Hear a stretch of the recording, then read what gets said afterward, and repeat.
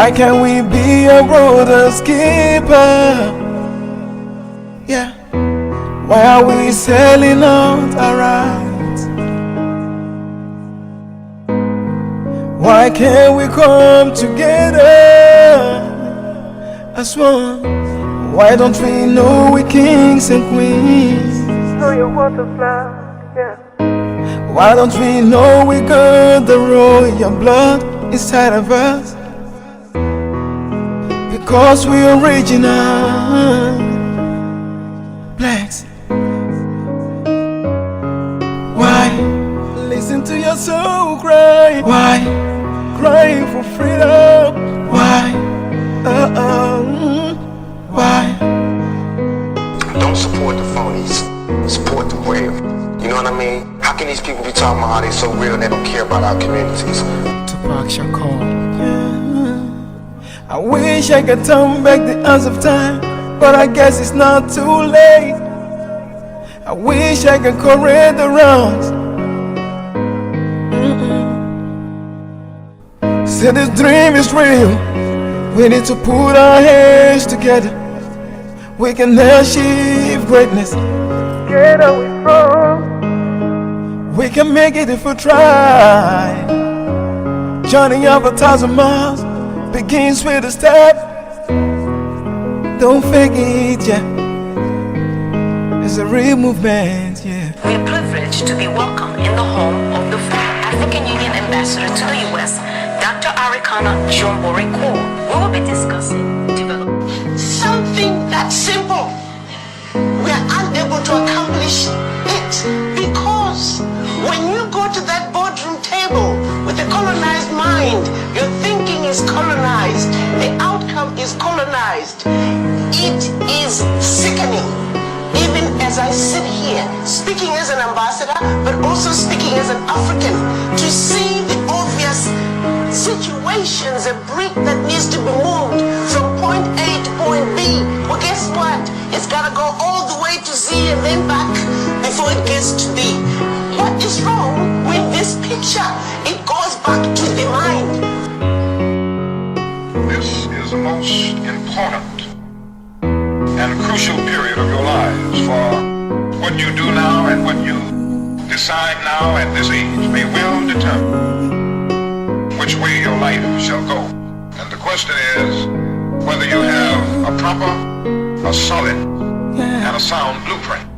And I want to suggest some of the things that should be in your life's blueprint. Number one, in your life's blueprint should be a deep belief in your own dignity, your own worth, and your own somebodyness.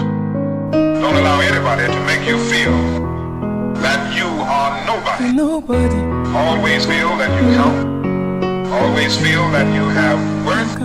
You must have basic principle, the determination to achieve excellence. I'm proud. Yeah. Lance.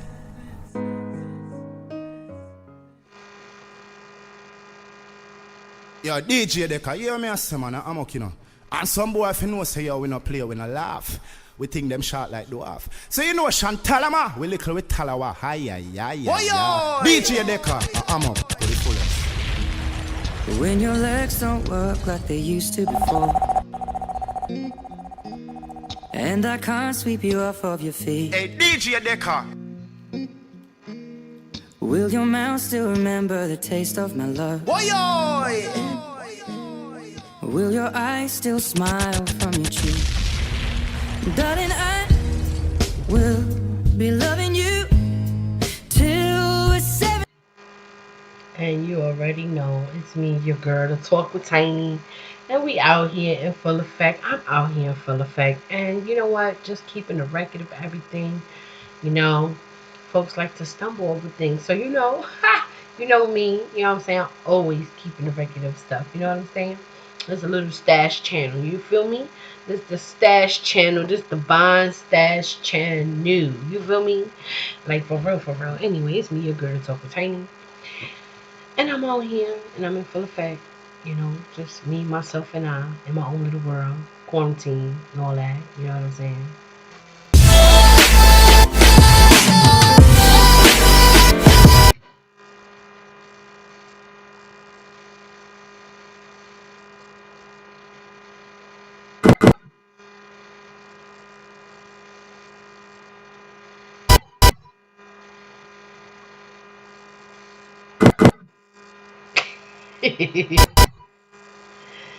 Baby.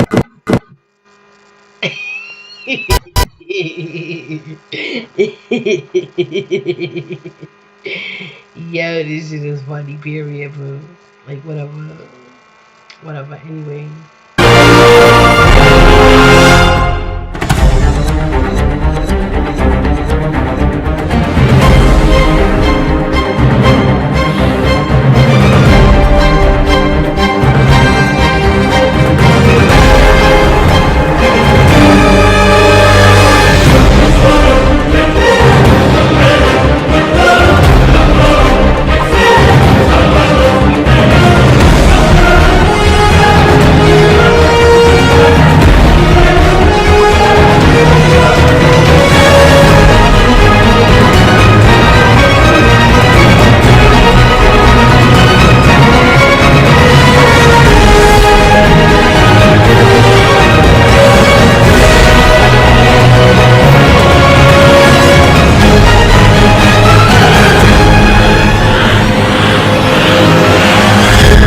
They're scared about just being taken out. Well, I mean, I just got a letter from the medical board about a complaint that was written clearly from a doctor, and I think I know who it was, but, you know, to their credit, the medical board just said, we're just notifying you of this complaint. But yeah, they are afraid, and I've had a long history. I've been battling the medical board pretty much every year since 1999, so they, at this point, I think, just want me to go away. They don't want to, you know, they just, you know, take this course, take that, whatever. They just don't want things to go forward anymore, because at a certain point, you have to understand that that the truth is always going to come out, right? It may take, my dad always used to say this, no matter what anybody says, it may take a week, it may take a month, it may take a year, it may take thousands of years, but the truth will always sustain itself. And we are at that point in history right now that we must, as a global population, as a citizens of this planet, not as citizens of the United States or the UK or this country, that country, as a planetary population, recognize that, one, we are all connected. Literally, we're all connected. If you study quantum physics, you already understand that. But we are all connected, and our differences have been accentuated over the decades and over hundreds of years. Our religion, our creed, our ethnicity, our color of our skin, to create diversion. It's the same thing as saying China created a bioweapon, whereas taking the responsibility away from the United States for shutting down the economy. It's that type of division. It's always division, right? If you think about it, divide and conquer. That's an old saying. So you first divide the populace and then you conquer them. So I'm asking for people to unite. And my message, Dr. Lipton's message and Nia's message that we put out that was censored by certain media, it got out there. It was surreal to get videos sent to me from Russia showing your message is getting out, and people are congregating, people are coming together, and the police trying to break it up. I have asked for every law enforcement officer, every military individual, anybody who's served in the military, active duty or retired, I have asked them to remember the oath that they took to protect and defend the U.S. Constitution against all enemies, foreign and domestic. And I'm not asking for people to riot like some people are saying. That's ridiculous. We are a nation, a free nation, and we are the United States. And the world is a free nation. It's up to us to now define what that freedom means. Instead of wars being pitted against each other, we need to start looking at the similarities and see the similarities between ourselves. And then we can understand how this agenda began, how this agenda has gotten perpetrated, how COVID-19, all the governments became complicit. Not all the leaders are bad leaders. Some of these people are good people and they're trying to do the best they can, but some of them are complicit. And it may not be the leaders, it may be the people who are surrounding the leaders. It needs to be flushed out, Brian. It needs to be flushed out, discovered, and those people, as far as I'm concerned, should be hung for treason, for against all their respective countries that they've committed treason against. Because if you shut down the economy, people are dying right now of suicide. Dr. Erickson, I believe, in his report was talking about the side effects of this epidemic, right, of this pandemic, or what they say now they call it the plandemic.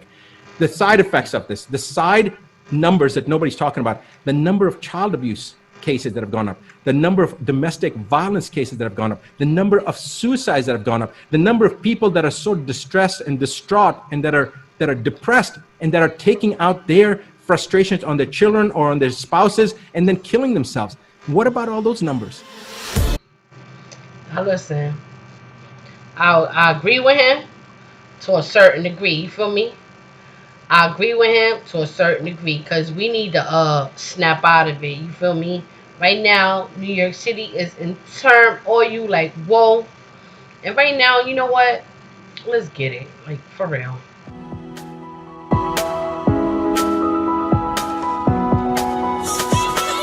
But what I can say is thank you for having me, my dear doctor. I appreciate all the work that you're doing to continue the conversation. Really, we're at a critical time in the history of Africa, and it is your world. You, the youth of Africa, this is your world. Our job as your elders, we know we have messed up this Africa for you, but we would like to fix it and make it right. If we can't finish the job, at least when we leave this earth, we want to be able to say to you children, this is what we have done. There was a problem in our village, and this is where you need to pick up. Going to the issue of the ECHO with France, what is needed is complete separation. What President Macron is suggesting to have an ECHO that is going to be pegged to the euro is totally unacceptable. To have an ECHO that when leaders of the African countries want to trade, all the trades have got to go through the French central bank and then pass on whichever country is wishing to trade with those former French colonies. That is also unacceptable. What is needed is complete separation. African leaders are quite capable of handling their own affairs. African countries, especially ECOWAS, they're quite capable of handling their own currency. They're already having discussions. The heads of state are having their own discussions. They have set up their own parameters as to what it's going to take for them to be ready to have their own single West African currency. France just needs to stop interfering. This is a program for the African heads of state in West Africa. So for France to run in and think they can just steal the program away from the African heads of state, it's not going to happen. Ghana has already let them know. Nigeria has already let them know. So this is not going to happen. They can try to play games again, but we need to let President Macron know that we're not stupid. We know exactly what game he's playing. It's not going to work. The youth of Africa, the children of Africa, we may have been asleep for far too long, but President Macron needs to know once and for all that the children of Africa are waking up. Enough is enough. The games that they have played with us over the centuries, those games are over. They need to realize that this is a new game. They need to strategize because the Africans are not going to take it anymore. So those games of trying to put in this puppet euro, renamed ECHO, is not going to work. No, we are not ready to pat ourselves on the back yet. A lot more work is yet to be done. You got to understand that France is going to be a tough nut to crack. Uprooting France out of Africa, period, is going to be a tall order. Let's make no mistake about that.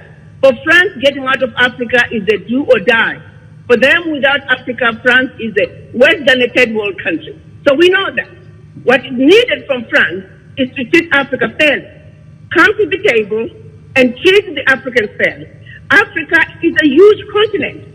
Africa could feed all of China, all of India, all of Europe. We could even house the citizens of those countries. That's how humongous and that's how rich the African continent is. We are simply asking that those who engage Africa from outside Africa come to Africa with your suitcases chock full of humility, honor, and respect for the Africans. We will roll out the red carpet for you. But continued exploitation of the continent is no longer going to be tolerated. And for those who have gotten away with it for centuries, we want to send a message that is loud and clear that enough is enough. The game is over. Come to Africa and treat the Africans fairly.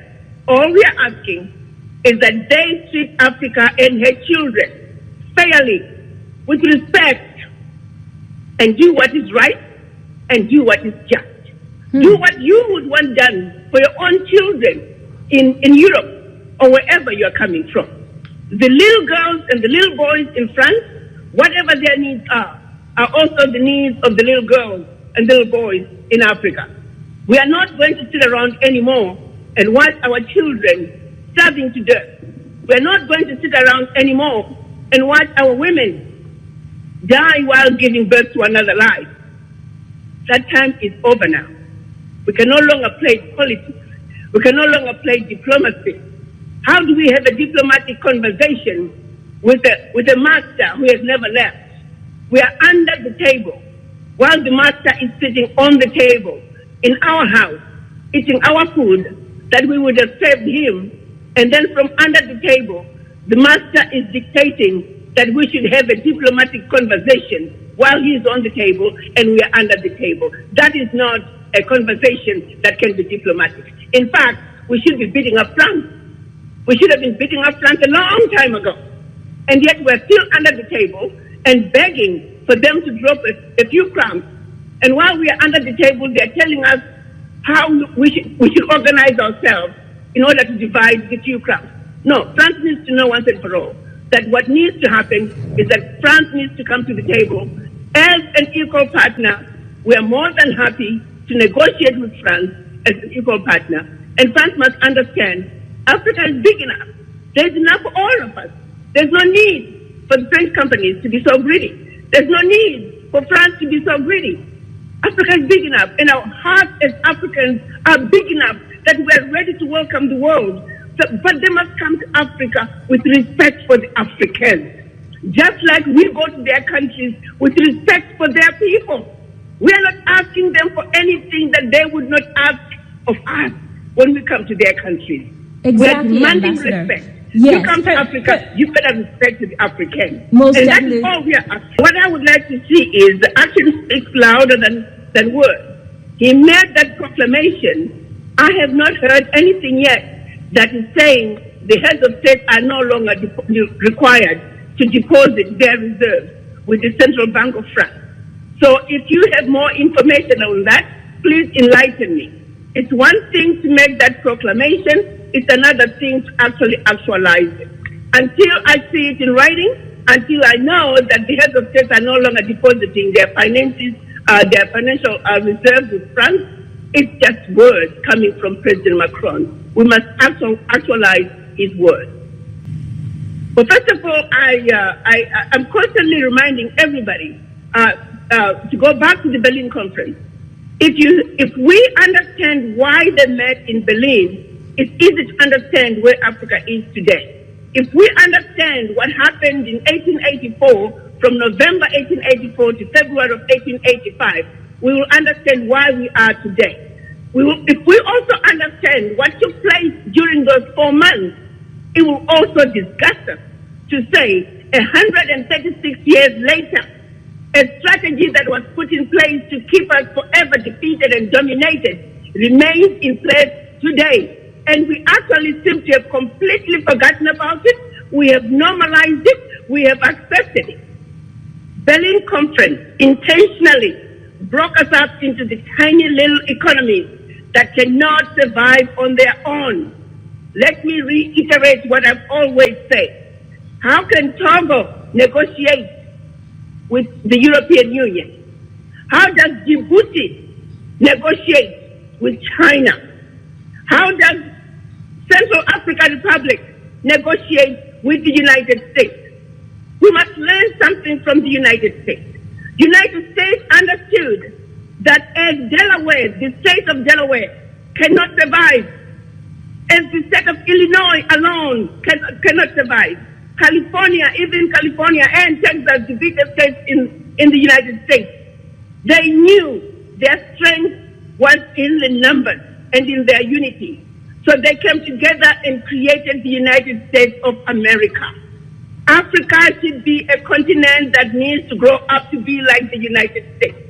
We must come together and be the Africa that we were before the Berlin Conference. Berlin Conference was a strategy designed to see to it that we will forever be chasing our tails as tiny little economies. We must come together.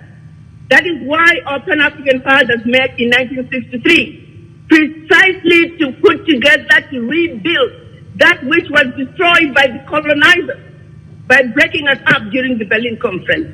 Sadly, they did not succeed. It took us 56 years since 1963 to finally come up with what we are now calling the African Continental Free Trade Area, which was signed in 2018 by the African heads of state. Implementation of that decision was supposed to be in July. Thanks to COVID, it's been pushed back to January. When we come together as Africa, when we go to the negotiating table as Africa, the continent, we are a powerhouse. We are a heavyweight. And we belong on the world stage with other heavyweight boxers. But to honestly think that Togo can go to the world market as Togo, that is ridiculous, it is laughable, and it is unbelievable that for 135 years, we have allowed this stupidity to go on. How does Djibouti go to the world stage and claim sovereignty, standing next to the United States, standing next to China, standing next to the European Union, standing next to India? Djibouti is going to be swallowed. It is just that simple. And we Africans sit back and complain about why Djibouti is not doing this, why Togo is not doing this, why Malawi is not doing this. These are little boys being forced, being thrown in the heavyweight boxing ring every day. Let's understand our Africa from the root. Let's not be forced to complain about the leaves of this tree and the flowers of this tree, which are going to come and go one season after the other, and completely disregard the root causes of why Africa is where it is today. So to answer your question, what Africa needs is unity, is an Africa speaking with one voice. None of the former French colonies can fight France on their own. It's only when they come together as West Africa, when Africans come together as Central Africa, but even better, when we come together as the continent, can we take a position and push back in a manner that we can actually succeed. Now, I have to say, my young daughter, that time is around the corner, because the African youth are waking up. The Africans are saying enough is enough. We've been asleep for far too long. We are waking up from our slumber of centuries. Yes, granted, we were systematically put there. We were systematically bred. And real quick, a commercial came on, and I made sure I caught that. They get no play, not even, nope, But the game is up, and the Western world, and now the Eastern world, they must also wake up and smell the coffee. That they can no longer continue this game with the old rules. It is a new game that is calling for new rules of engagement. We are open. We are Africans. We have a huge heart. This is who we are, and we are ready to accommodate anybody that's going to come to us with respect. That is all we are asking. We are asking that they respect us. We are asking that they treat us fairly. These unfair trade policies can no longer be tolerated. So my hope is, come January next year, we can officially implement the African Continental Free Trade Area. So our Africa, united, can go to the world stage as one customs union. Now we are talking of a superpower. Now we are talking of a powerhouse. United, nobody can mess with us. So that is the answer. That is the solution to Africa's problems. But to try and deal with these issues on a national level, it's never going to work. We are forever going to be chasing our tails, which is precisely where they want us to be. And they have succeeded. So to those who contrived the Berlin Conference, I say to you from your graves, wherever you are, congratulations. Job well done. 135 years later, the children of Africa are still we're still chasing our tail.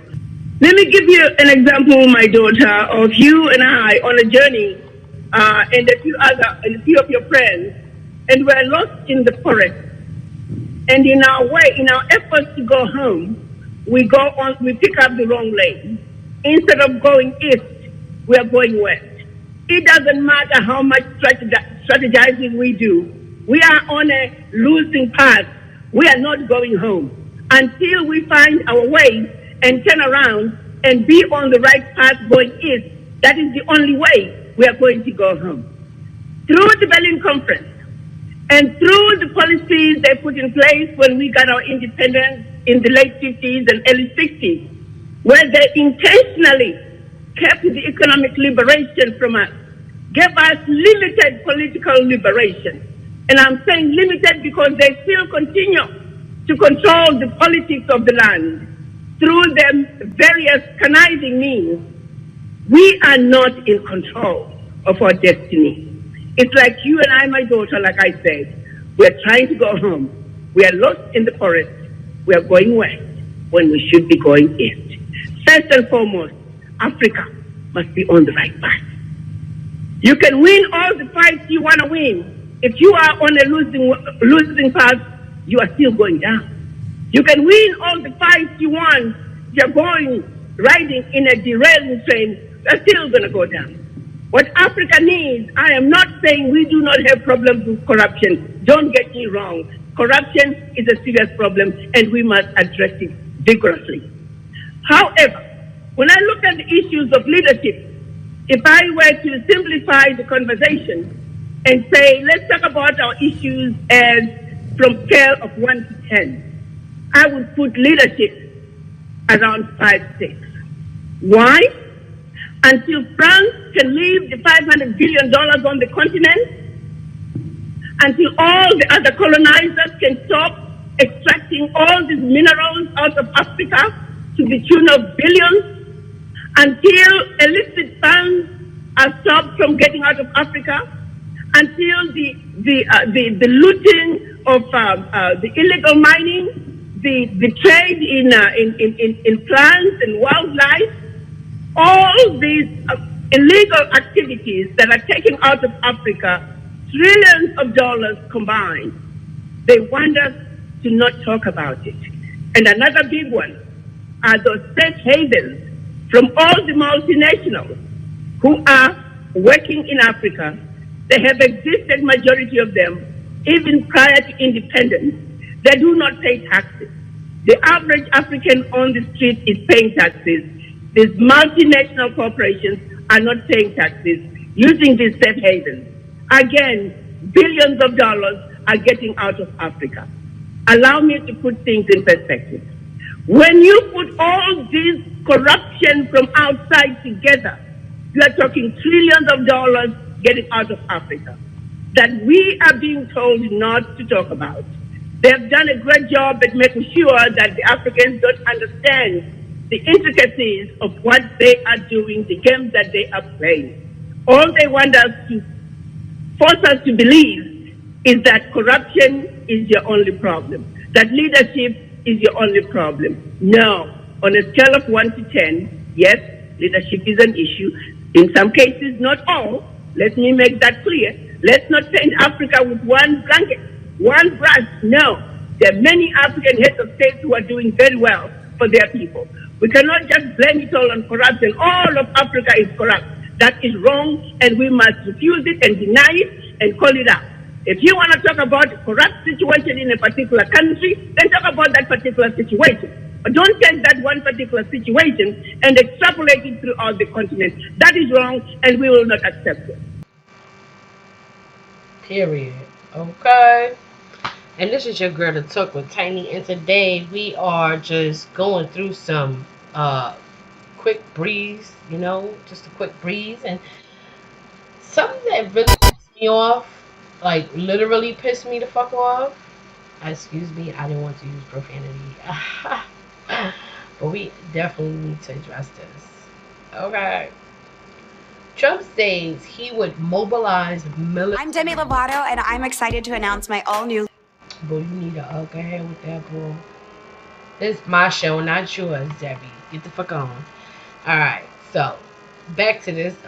Trump says he would mobilize military to distribute corona vaccine when it's ready. Like, let's intake this shit real quick. And just use your imagination. Real quick. Just real quick. Trump says he will mobilize military to distribute coronavirus vaccine when it's ready. So in other words, He's basically. And the thing is, you know what Trump supporters say? No, he didn't mean that. He didn't mean that like that. You know the drill, yeah. You already know the drill. Maybe I should put up the I should have put that up, you know, like to just give a friendly reminder to all the bullshit we have to endure with just in real time, you know. This shit is like literally happening all real time, in real time. So President Trump, unfortunately, says he would rapidly mobilize the U.S. military to distribute a coronavirus vaccine once it's ready, focusing on first nursing homes and the elderly most vulnerable to deadly. Now listen, it's funny how he's focusing on nursing homes, you know. They be talking in subliminals, you feel me?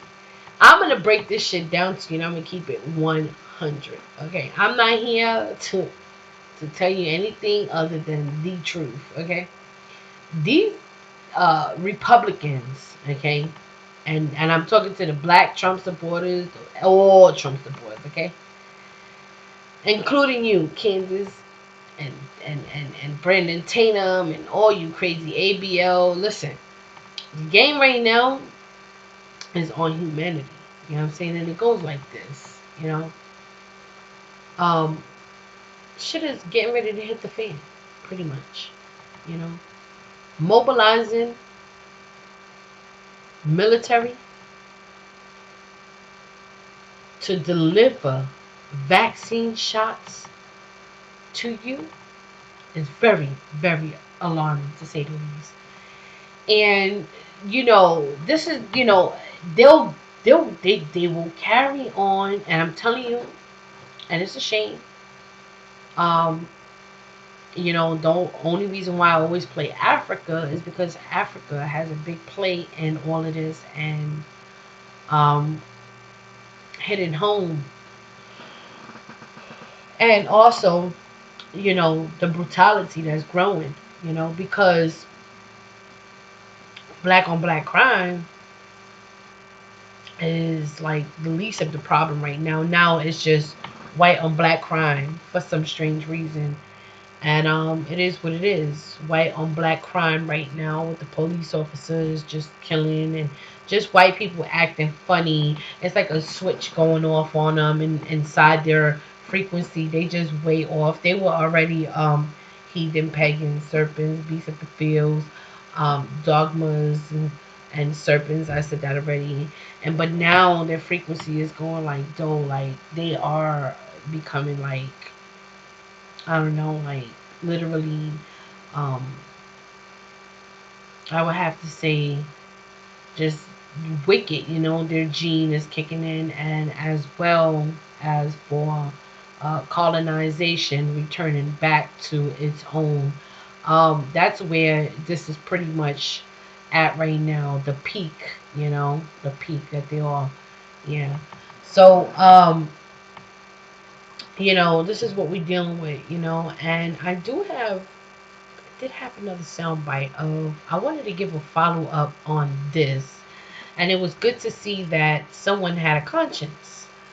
But let's go ahead and roll this. Eastern Standard Time, I'll be reviewing a debate had by the Black conservatives, starring white conservatives' favorite bitch nigga, Officer Brandon Tatum. This will be done on my third channel called Independent Thoughts and Words. Here's a preview of what I'll be reacting to. You the fakest nigga I ever seen in my life. They created the crime bill. I see you in person. They created the crime bill. Be accountable for what you said. I'm done, bro. You a fake nigga. I hope everybody see that. I appreciate fake, bro. Appreciate I'm gonna expose you to everybody. And when I see you, nigga, we gonna be. It's gonna be on.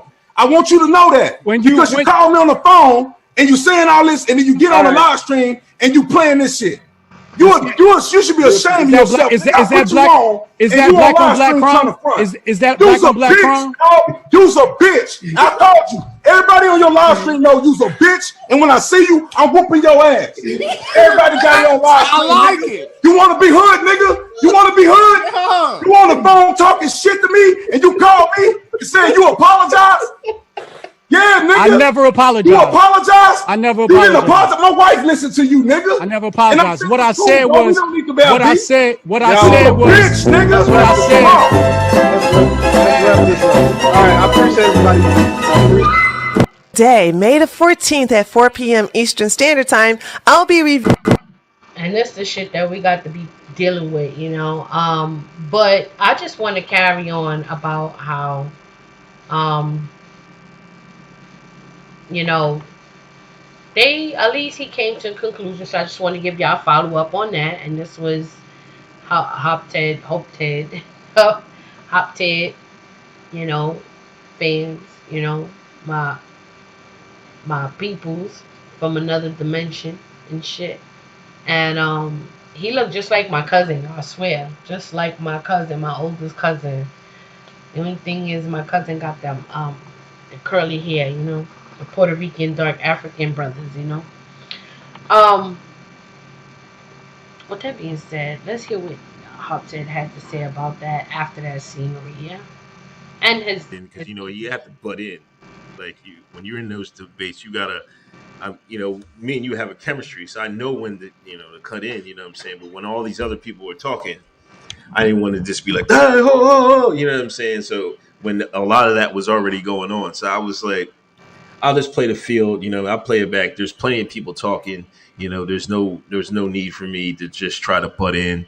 And because there was plenty of conversation going, you know, so it wasn't like I didn't want to be there or anything like that, or I didn't have anything to say. I just thought for the benefit of the event, you know, let me play it back and let me just try to get in when I could. You know, that's how I try to play it.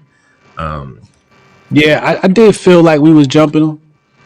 I you know, in hindsight, not in the moment. In the moment, I didn't even see you. I didn't see you. I didn't see Antonia. I didn't see the host.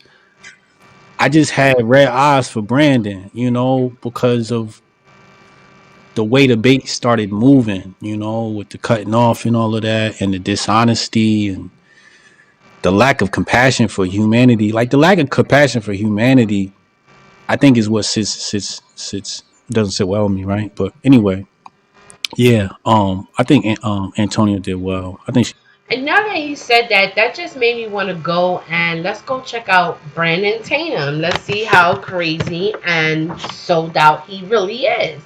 Now, gradually, some of you, I'm telling you, matter of fact, he's live now. Let's see. We can say that blacks in Europe have it worse than any other country or in any other area in the world. Now let's go to the United States of America.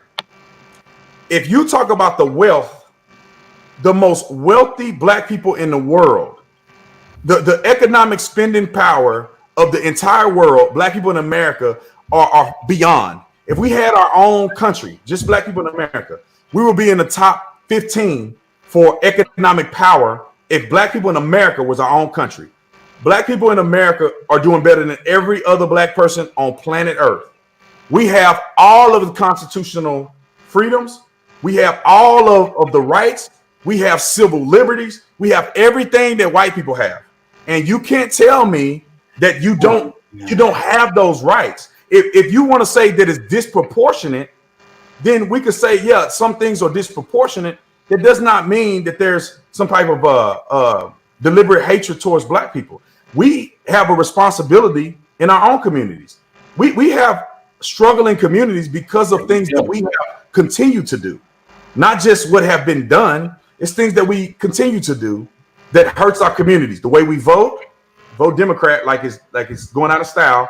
And we've been voting Democrat for I don't know how many years, at 80, 90, dang near 100%. And we have not seen any political gain. Have we? If you're telling me we still struggling in America, what political gain have we gotten from? I cannot wait to post this link because here we go. And this is the thing, and it shows some of the institutional racism that we face, and it's order just what comes with being. I mean, we make up 13% of the population. So Princeton is called Black Clout, and it shows that if all black people got together in this country and wanted to get legislation passed, as a whole, we have a 10% chance of getting legislation passed at the city. I can't help it. So this is Black America for you. You know me, I had to say something in the damn comment box. I'm like, you is so played out. Like, this is what we have to deal with. You know what I mean? Like, this is the black strong man. I would have to say, I don't know if I should say masculinity. Because I don't know. Like, what is so hilarious about him and his homie Candace? Like, they be putting on, like, I know they be having strings in the back of their head because they trying to convince people something that you know beyond scientifically, like spiritually, you full of shit. You know what I'm saying? They don't have no real insights. They don't have no real true discernment when it comes to this reality that we waking up to, and it's just so sick to see. You know, it's one thing, okay, to deal with colonization, you know, and trying to, you know, be free, right? And at least know what's going on. Like, dude, he's talking about freedom like everybody's locked in their houses. What are you talking about? Everybody's being cooked slowly, you know, like frogs cooking, you know, just cooking the freak out of us, right? And we're like trying to stay alive, and this illusion about freedom, they always gotta constantly say it. And you know something? I've been wanting to play something that I should play. Maybe I should play Papa Duck, because Papa Duck is Black America too, right? So let's get into it. I just gotta, you know, Papa Duck is really excited about playing. I think what's his face? What's his name? Jeez. It's on the tip of my tongue. But hold up. Yeah, Papa Duck. Quack, quack. Quickity, quack, quack, quack. Here we go. Let's get it. Oh, man, these damn commercials. I don't know why. Why? And I was saying to myself, this is the same stuff I be trying to tell people. Let's do it. Yeah, hey, this is what Papa Duck, y'all already know, my nigga. Shape on the beat, y'all already motherfucking know what it is. Hey, flex, stop bullshit. Definitely a video that I want y'all to check out. This is definitely something that I've been talking about for a long time. I love the way they put it in perspective of, you know, just how people are ignorant to what's going on, like how people are being controlled, and I definitely want y'all to check this video out, family. Like, for real. Hopefully y'all get some insight on this. Share it, comment, let me know how y'all feel. But definitely pay attention to this video. Let's get it.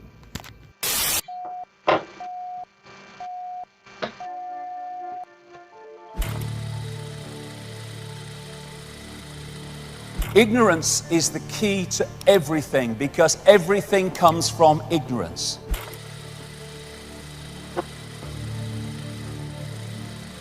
And when you look around the world, that is what we have overwhelmingly, virtually everywhere. What we will challenge, what we will accept, what we will respond to, what we will ignore, all comes from ignorance.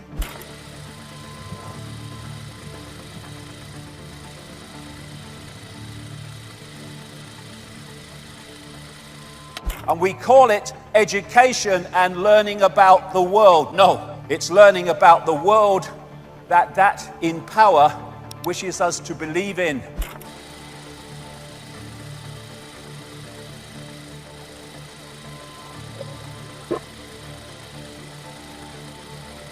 In America, they keep having to tell the people they're free every 5 minutes because they might otherwise suss that they're not. But you have to be every morning at 9 o'clock, otherwise you don't earn the money to survive another month.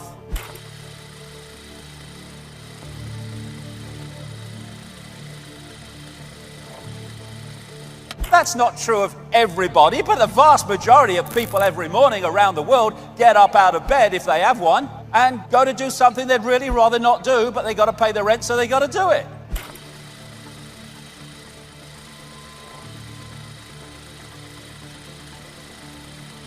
And this system we call life is designed to make sure as many people do not see. Because when there's a few controlling the many, you can't do it physically across the world.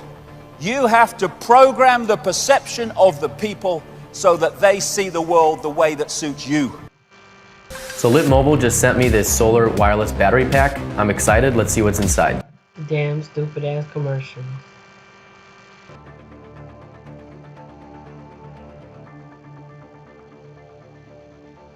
They don't call it television programming for nothing. Television programming.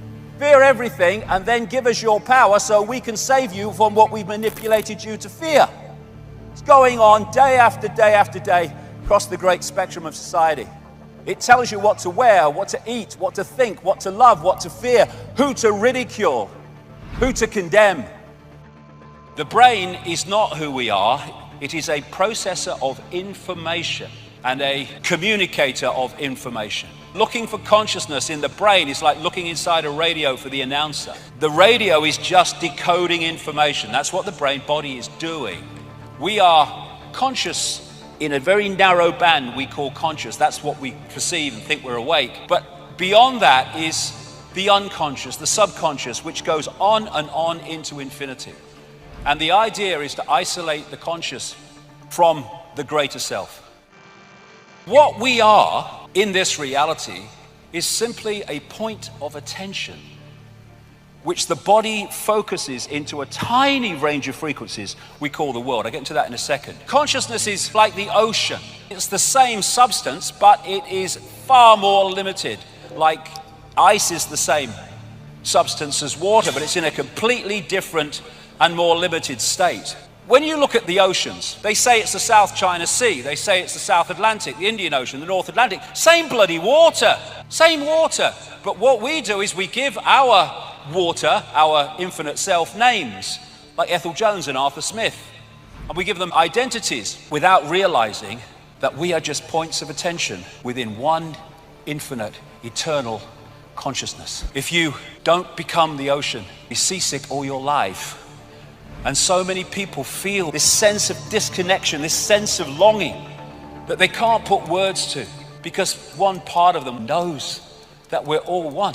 Everything is all one.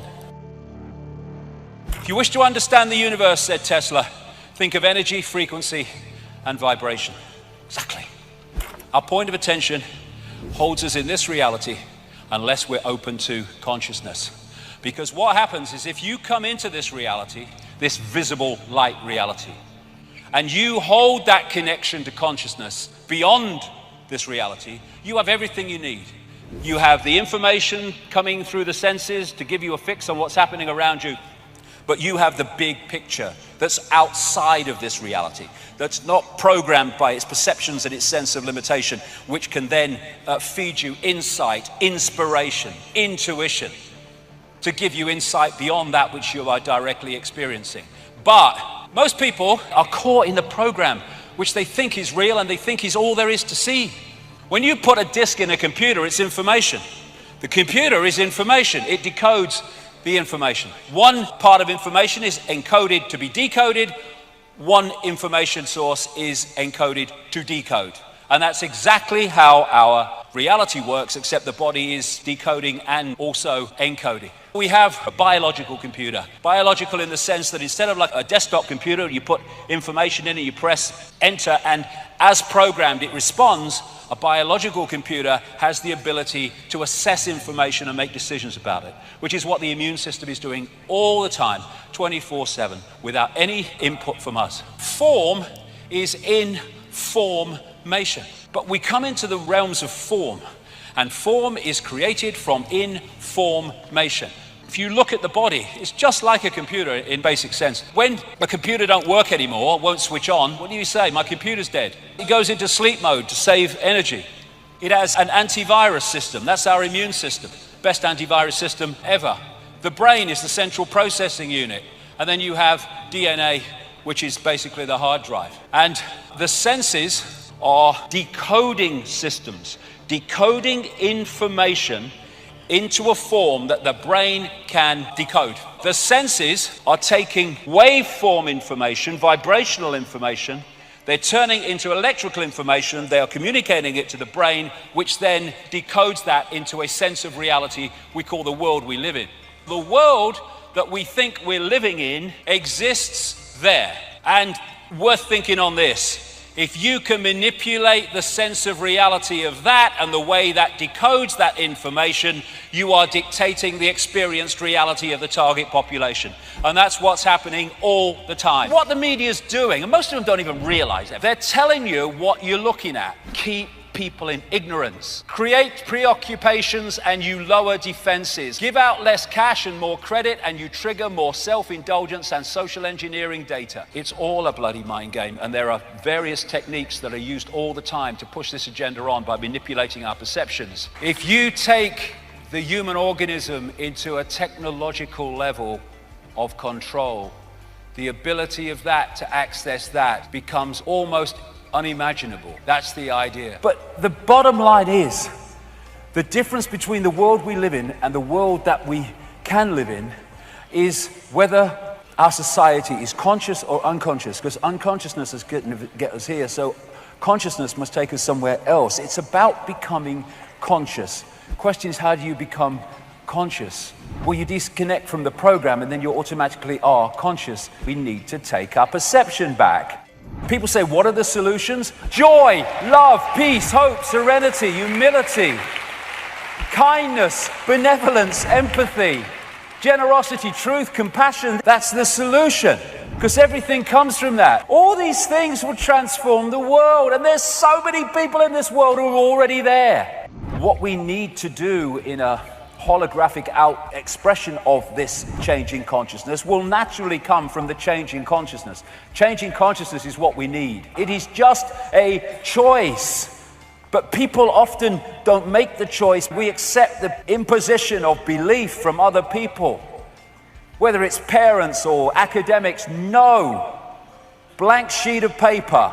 I decide, the I decides what goes on that paper. In other words, what I accept as my reality. I don't care how many letters you've got after your name. I don't care if you're freaking famous. I don't know who you are. I don't care if you're my mother and father who are trying to impose their belief system upon me. I am infinite awareness. I will decide what my belief is and how I perceive reality. And that breaks out of this program of responding to how others tell us we should be. When we choose not to fall into the program, then we start to make a positive difference in the world, because by disconnecting from the program, we are taking its power away, one by one by one. Can you remember who you were before the world told you what you should be? That's a starting point. Let's now, from this point, start to be who we are and not what the world is telling us we should be.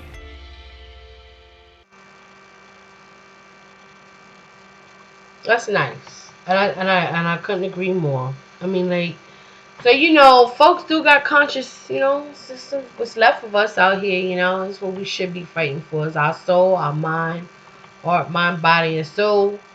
Be focused. You know what I'm saying? Just always seeking knowledge. You know, living right. But I want to also give credit where credit is due to this young. I'm not going to play it, but I will give credit when credit is due. Y'all go ahead and please subscribe to Payme and SoundCloud. And as soon as I find a slot,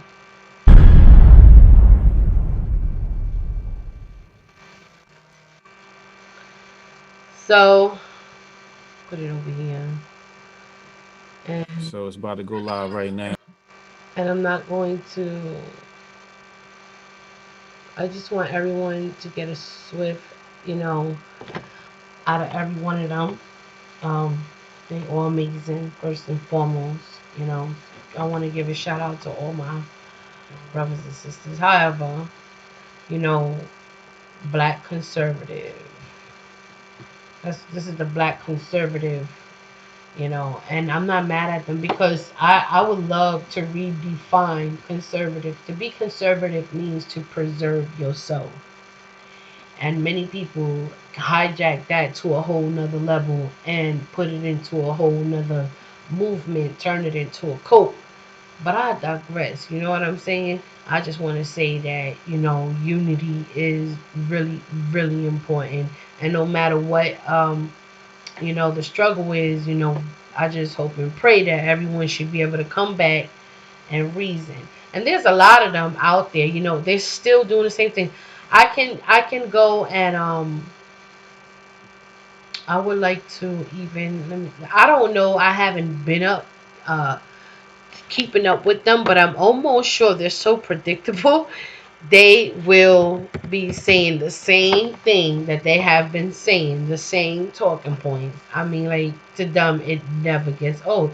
And what a coincidence. Everyone that I'm just getting ready to go and check out so happen to be live. So let's see what they're talking about in real time. I don't even think about the rapture. I don't have any questions about the rapture because the Lord told me it's within my time. Even I don't know when. Mm-hmm. It's going to be because He has the perfect timing and He knows what's in these evil people's heart and what they're doing. He says, trust me implicitly with everything. You don't have to worry about a damn thing. Right. Your name again is Cheryl, right? Yeah, Cheryl? Shirley Chen. Cheryl. Okay, Cheryl. Shirley. Shirley, you know what? I believe in the pre-trib, okay? But my whole position is this. And at the risk of sounding like HRC, what does it matter? Mm-hmm. Okay? Exactly. As long And no shade, let me tell you what the title it says. It says Democrats are not American heroes, but press Trump is. With an exclamation. You know he mean business. Okay? One body. The reason being, I'm charged with spreading the gospel of our Lord and Savior Jesus Christ. That's it. Okay? Right. To lead souls to the kingdom of the Most High and true living God. That's it. Okay? And there cannot be that division among the body of Christ in order to do so. Because once we start to argue, I'm sorry, we've been doing it, right? But we have to stop. And to be true, this nigga, let me tell you something about this mofo right here. You know, he looked kind of stupid, you know what I'm saying? Because he looked sick and tired of being sick and tired. I'm almost sure he wish he could have done something more productive with his time. And unfortunately, everyone is in a lockdown and they're going crazy. And like, I could have did more with my motherfucking time. Like, got some coochie or whatever the case may be.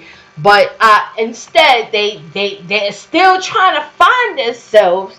They still out here wasting a little bit of time fighting, saying the same shit that they've been saying for upteen billions of years right now, approximately. And Mr. Will Johnson. Boy.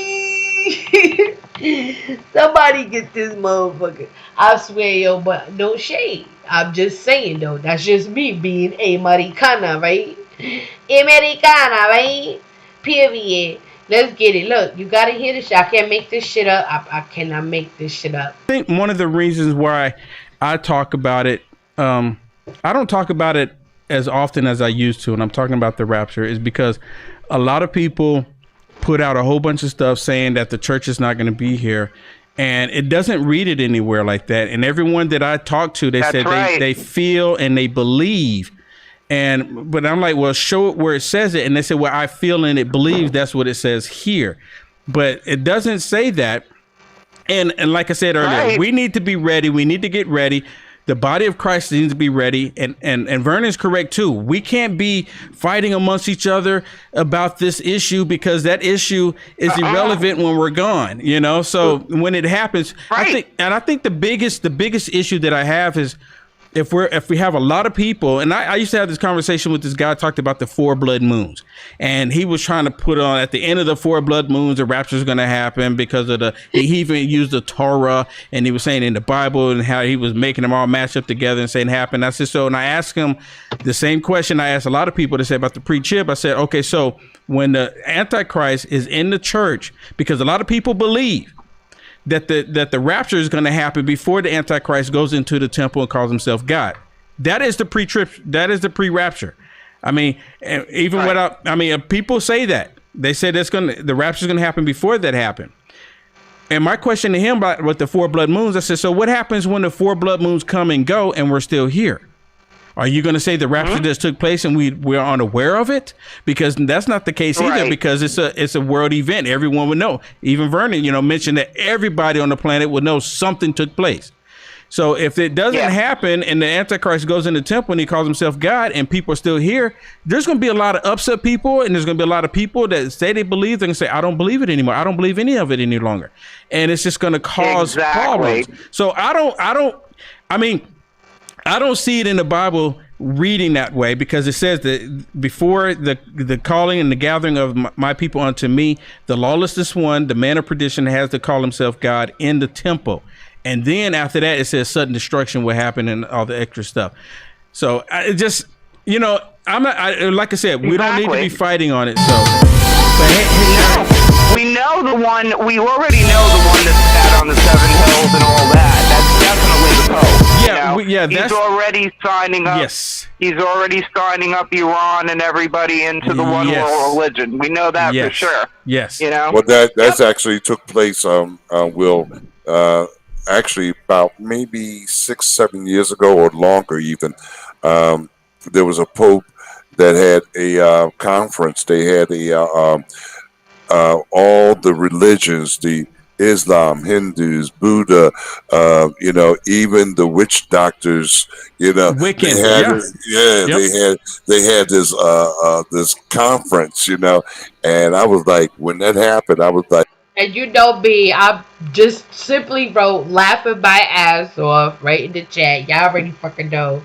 Let me go ahead. The United Religion Initiative. That's exactly what that is. There you go. And then because I was looking into it, like I said, I looked into all this. I was real heavy into it, and it just so happened the Pope was the one leading it as well. Yeah. So, hey, Sherry, thank you so much for the call. Thank you. Okay. Awesome. Let's go to Bill from Texas. Are you there, Bill? Yes, I am. And I just want to say I'm disgusted.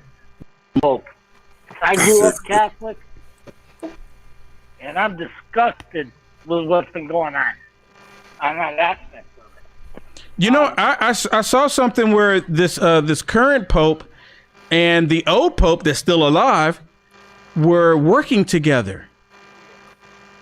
Did you hear about that? It's disgusting. I did not. Yeah, they're actually working together because what's the old Pope's name? Francis?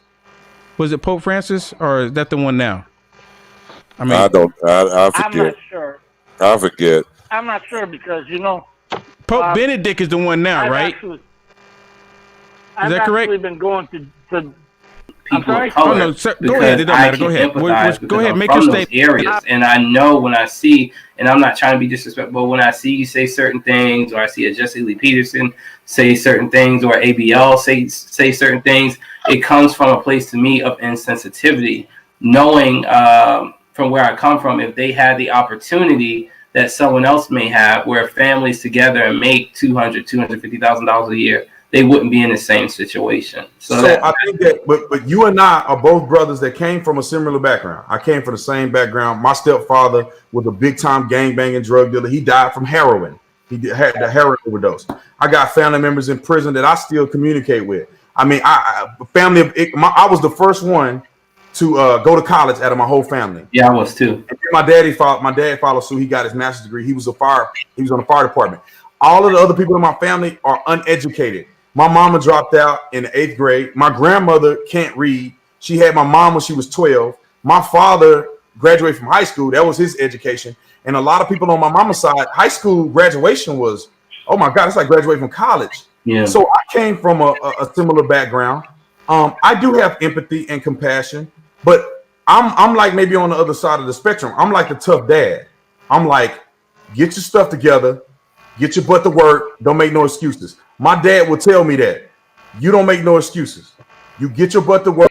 You know, dude looking at him like you is so full of shit with his hand crossed, with his arms crossed, like yo, get the fuck on. I feel you. I wish I could show y'all this shit. And my teacher's doing it. He say, man, do I take care of your teacher? Do I put a roof over your teacher's head? I don't care what she's doing. I care what you doing. You know, and my dad put that accountability in me. So then I see the world through a lens of accountability. My stepbrother doing 20 years in prison right now because he did not hold himself accountable. He messed around and yes, bro. Talk about the motherfucking problems. Yes. You do it again, I'm gonna throw the book at you. He had an opportunity to change his life at that point. Rob somebody else, he got to do at least 20 years. You know, I got a whole bunch of family members that are doing the same thing, but it's accountability. The single parent home situation in our community is male accountability. Why are young men smashing women and then just ditching them? Why are we involved in criminal activity and gang activity like we are in some of our communities? Why don't people like LeBron James and Jay-Z and some of these big high-powered people get together and start a black-owned bank? Why, you know, these are things that we can do. These are situations that we can be in. But the problem is people like, you know, some hood dudes, they hate Nipsey Hussle. He hating on him. They end up killing the guy that was probably the standard of their community at the time. Go ahead. I mean, I agree with a portion of that, but at the same time, we have to understand.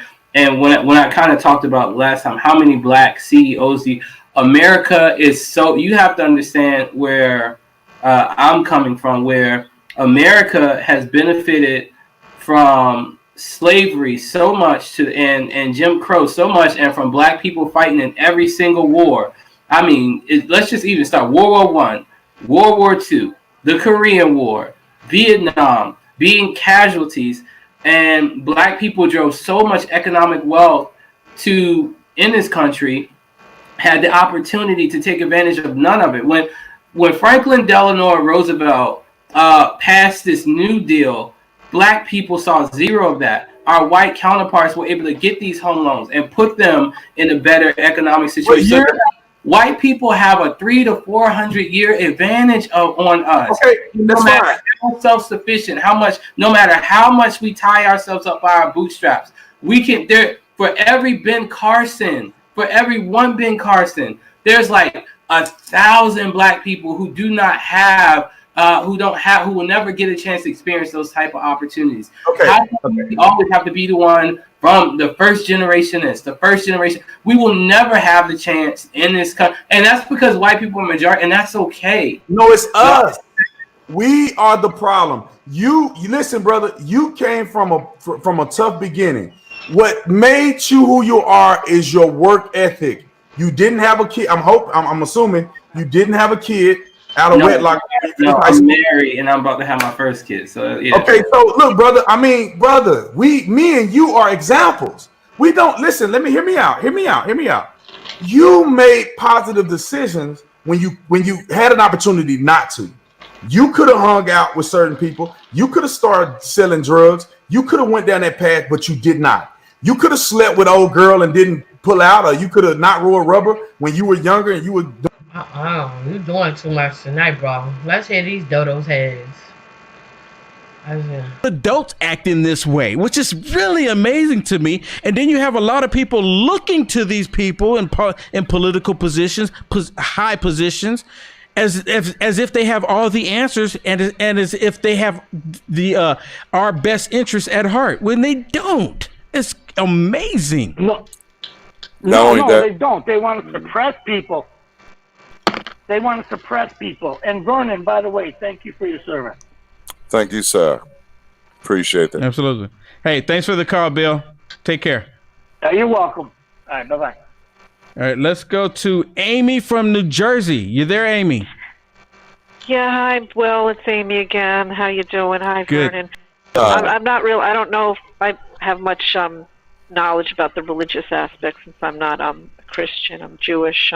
But I'm very disturbed with the vaccines that they had the press conference today, and also they had a Tucker Carlson show tonight. I didn't watch it, but they were saying that they're thinking of the administration is thinking of partially funding the WHO again. Did you hear that? Did you catch that?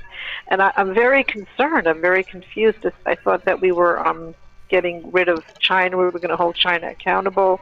It's very confusing to me. I don't know what you guys think about that. And also, there was also something I was hearing that there was a think tank. I don't know if you heard about this. I watched this lady. She's an activist in Boston area. She has a radio show, but she's like a tough lady. You know, she goes out there. She does boots on the ground reports, and she's pro-Trump. But she was saying that she interviewed the lady from Epoch Times today, Dr. Cheng, and she was saying that there was a Chinese think tank that went around and rated the governors of their friendliness to China.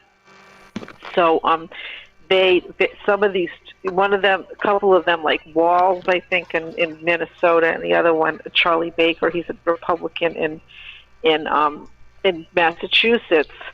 They say they're very friendly. They had a high score for their friendliness towards the Chinese Communist Party. So a lot of these things that I believe that's going on is to help China get money again. And I just thought I just had to vent a little bit because I just wanted to talk about the vaccines and the World Health Organization. I thought that really President Trump was going to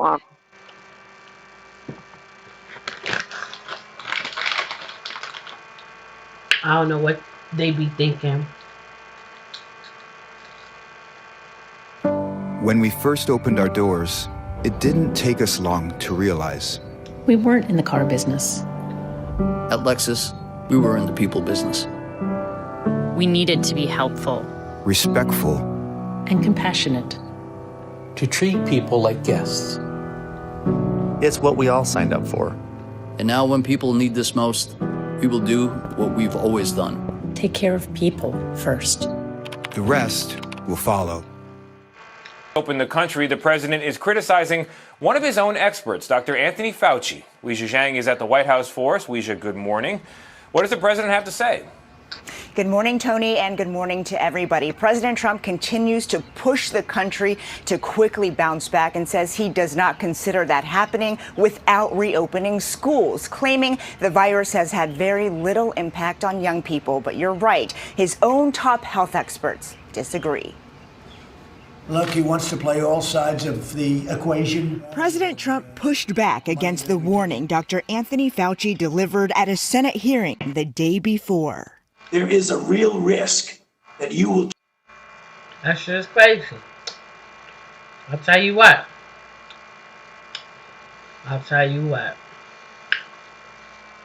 Listen to this shit.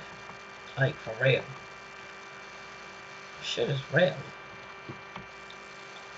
Shit is super real.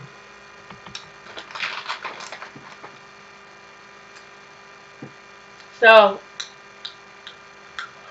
I came across this.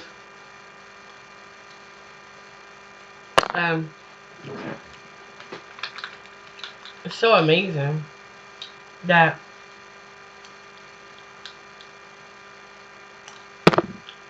stuff be all in our face, but like they'll say it's okay. For example,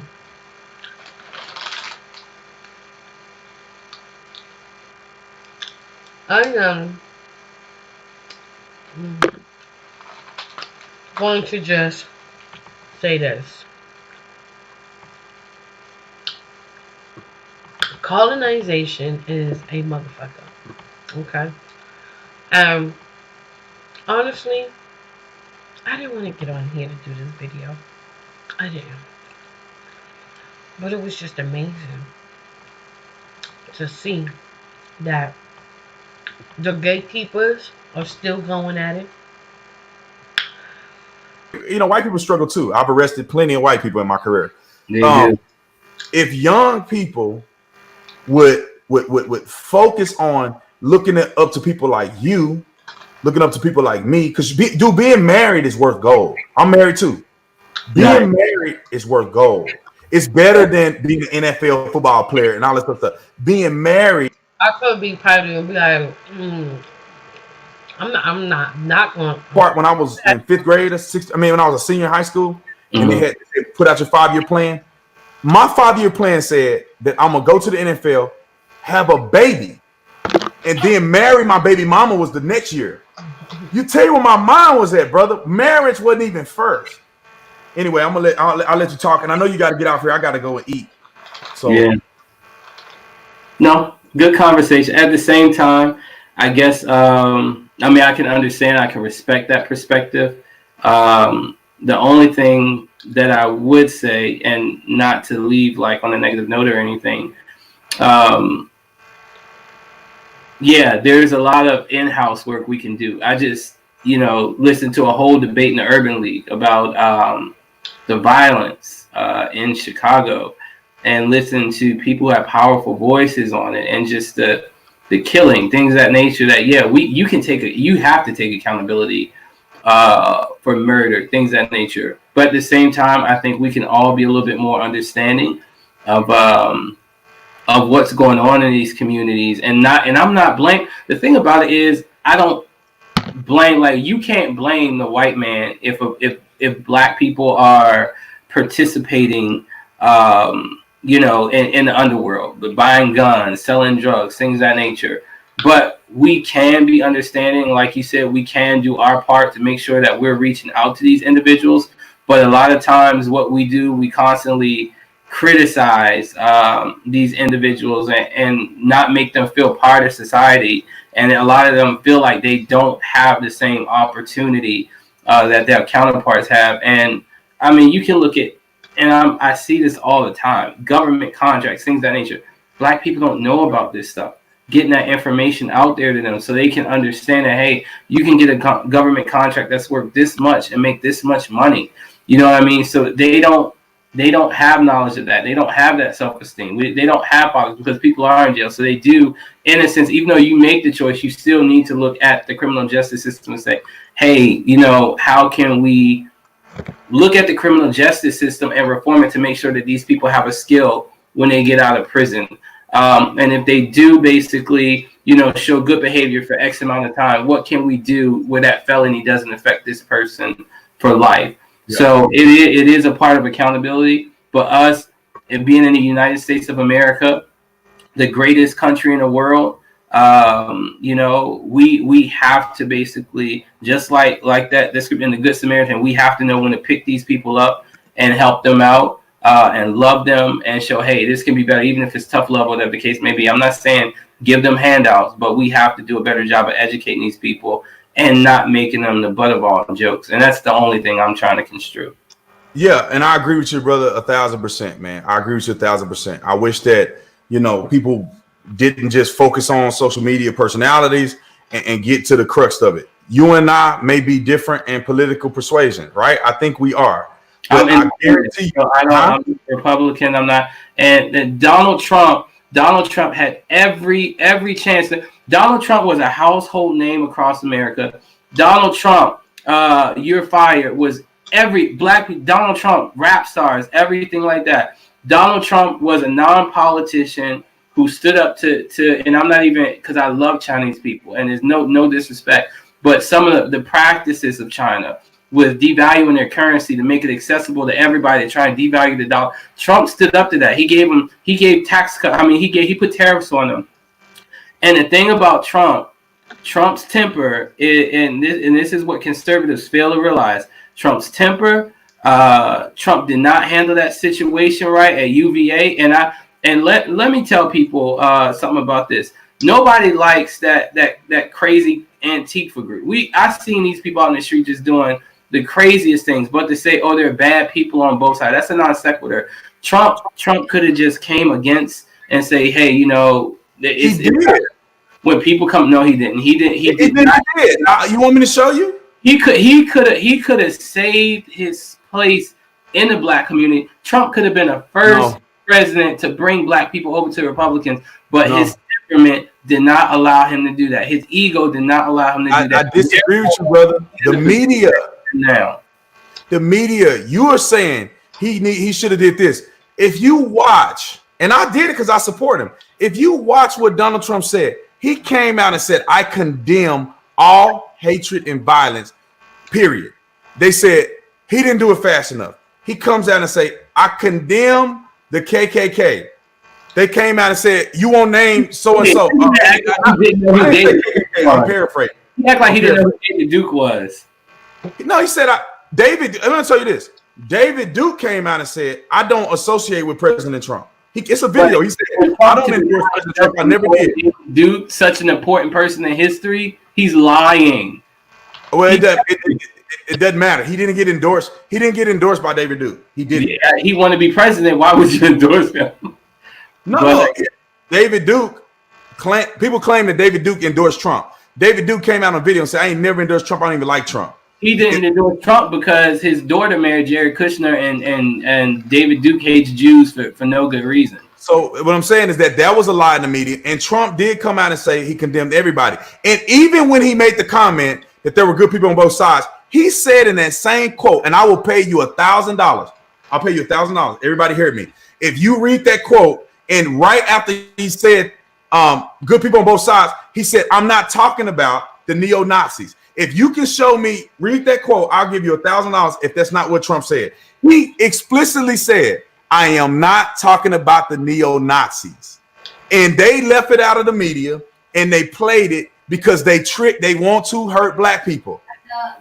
They want to hurt black people. I like I said, everybody heard me say I'll pay you a G. If you can read that transcript. I'm gonna read the transcript. Read the transcript. Let me pull the transcript up now. Let me read it. I'll do it right now, and then we'll end it with that. He mentioned when he said good people on both sides, he mentioned that he's not. They still love their white master, boy. Then lockdown. He getting that money. Somebody just gave him $49.99, $4.99, $10. He getting that money. That's why he's such a fucking cool. Buffoonery, coonery, motherfucker. Okay. These white folks screaming for their freedom. He in the process of converting. What, man? No, he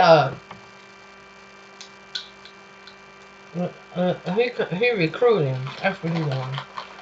Recruiting.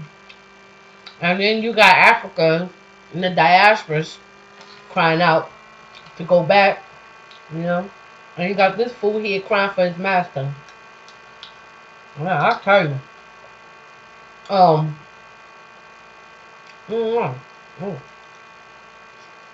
For me, all I can say is he done. I mean, like, not referring to the I don't even want to hear that shit no more. Like, you know, they just get dumber and dumber. You know what I'm saying? And I just can't. And yo, boy, I am so getting ready to be done this motherfucking evening. Because truth be told, just sitting here, that little bit part right there, that shit drained me. Drained me to see how blind folks are, how crazy they want to be, the shit that's still coming out their mouth in such a time as now.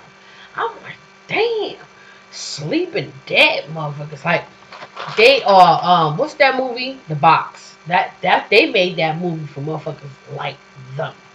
I don't care what nobody said. I'm saying here, you know what I'm saying? Manifesting, but you know, when you, that's why it's draining. It's draining when you be on the internet like this, because it's like, I'd rather be on the cut, you know, meditating, you know, and manifesting than to sit here and give my energy to watch some shit like that. And they got big platforms, and they not saying nothing. They saying a whole bunch of, man, if I go and I tap that shit, should say 2 hours of a bunch of nothing. Shit that just keep the honkies going. You know? Alright. Hey, keep them going. You know? You go for me. And they give them a platform too. Especially that Mr. Johnson, what? They come on there. They would say some shit. I done heard some shit on there, like, you know, the one lady was talking, and she was talking about white slaves. She was feeling some kind of way because she said, this came from her, and I quote, she said that they had white slaves once upon a time working next to the Negroes, and they let them work till their skin was burnt to the bone. I was like, for real? And she just said that like she was upset that they had some slaves working to the red meat. You know they become like red lobsters and shit or something, right? So they don't absorb shit. That's another reason why they running. Radiation is a motherfucker for them. But anyway, I digress. So, man, today was 84 degrees. It was nice. I mean, that sun had me going. You know what I'm saying? It felt good too. You know? They don't want that. Oh, they don't want that. They don't want you to get your sun, baby, because they can't get it. They don't want you to have it. And so they're gonna pretend to act like they're gonna open shit up. I don't know. At this point, I know that the Most High is in control of everything, and they just, it's sad to do one more round. That's how I felt like. I'm like, let me see something real quick. 3 years later, you know what I'm saying? Let me see something real quick. Another month later, let me see something real quick. A whole another year later, let me see something real quick. You would think you would see or hear something different from these folks. Same shit, just a different year, month. I'm a nerd. Boy, they know how to program. And that's scary, yo. Like, if you indulge in that shit, you can be drifted away, like, no problem. You can be taken far, all the way on some Trump train, all the way to fuck the hell somewhere. I'm just saying, though. You feel me? But anyhow, let's talk about this old Canaan stuff in the new world. So I was actually, because I'm always putting in stuff, trying to find stuff out and, to follow my heart, like how my heart be always telling me, the old Canaan and new world. So that's pretty much telling me, before independence just came about. And you figure, follow Independence Day, right? This was before Independence Day. I think it was before Christopher Columbus. I think. Yep. We talk about 1492.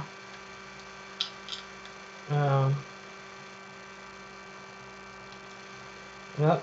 Around that time. I want to talk about America, America being the promised land. And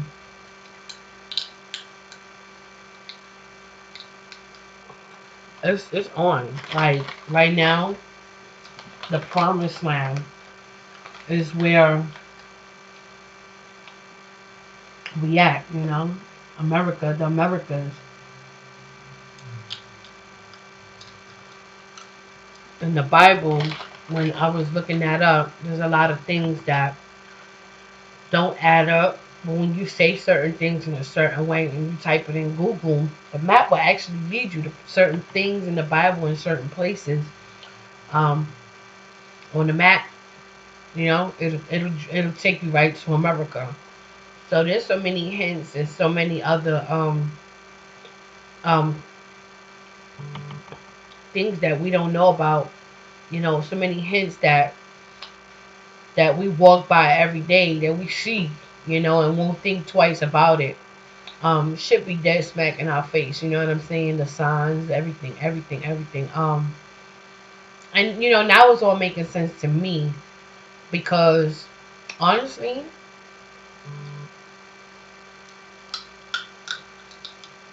my grandma's grandma,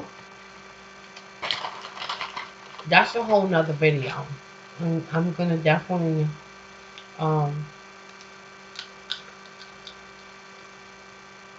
look at her.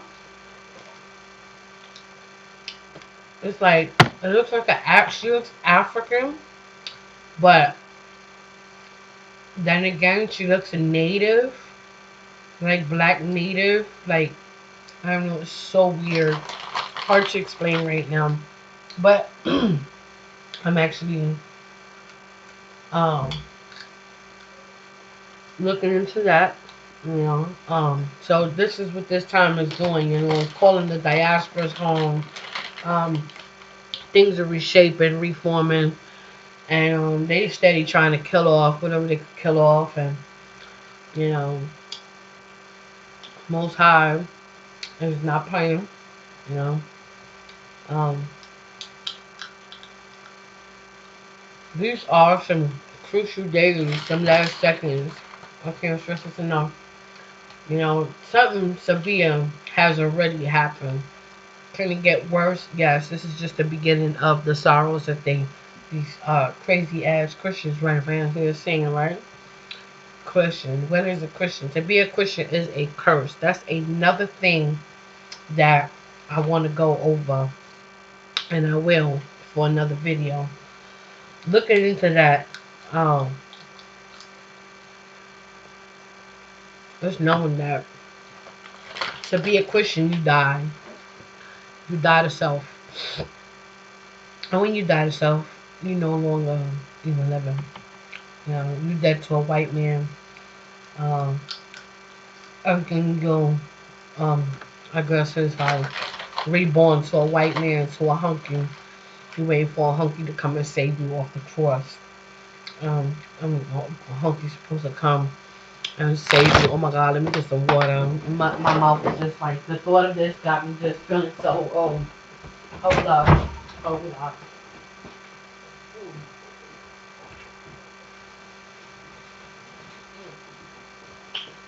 Ew. And you know when you eating pumpkin seeds and shit. And you eat a nasty one anyway.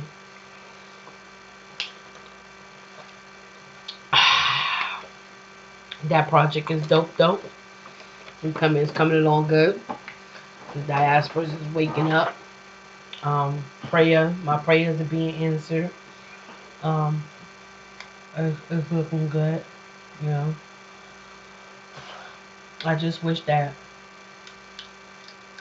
at some point we will all fast and pray at the same time and cry out to the Most High. And we gonna need it. These plans that they got for us, unbelievable. But the Most High is in control, and to see that play out is gonna be like, whoa. And I won't be too surprised if I don't start seeing white people led into captivity for being so evil. You know, he who lead into captivity shall be led into captivity. So it's about that time that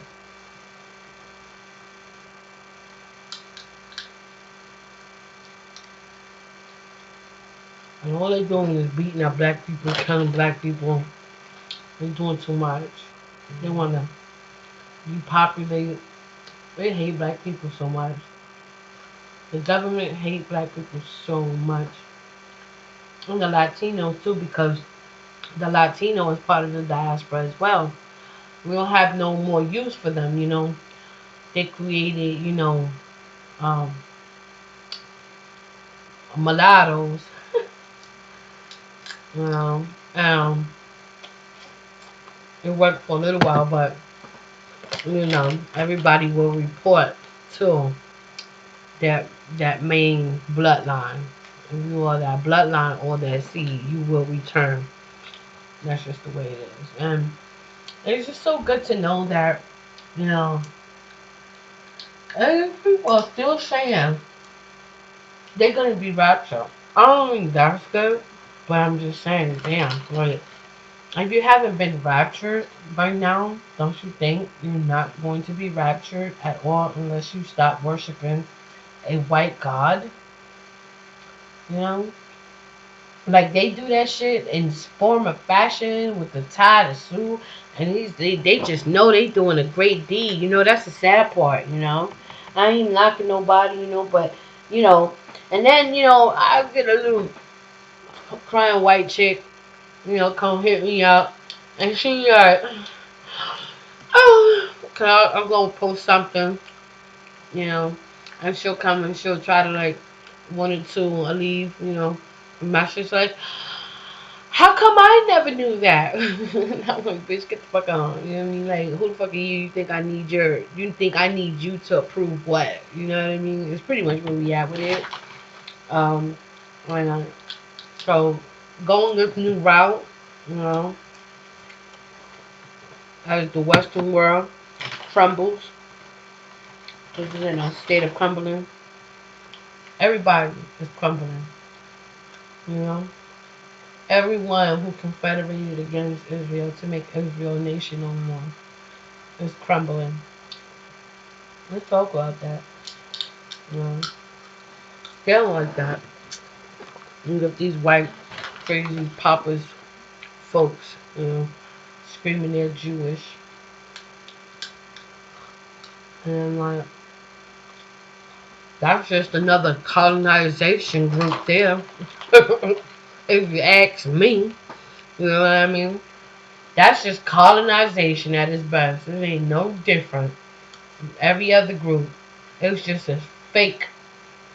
The whole ordeal of being a race and speaking a language is so damn fake. Okay? And when we could get this shit through our head, trust and believe we'll be so much more better off understanding that, you know, no matter where you are, if you're black, you're hated, you know. Period.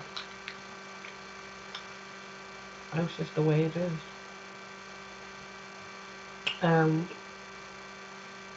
Now they think, you know, everybody fucking sleeping, you know. Thanks to the sleeping slumbers that are out here doing the most on these platforms, you know. And not everybody's sleeping, you know. That just goes to show you the division, you know.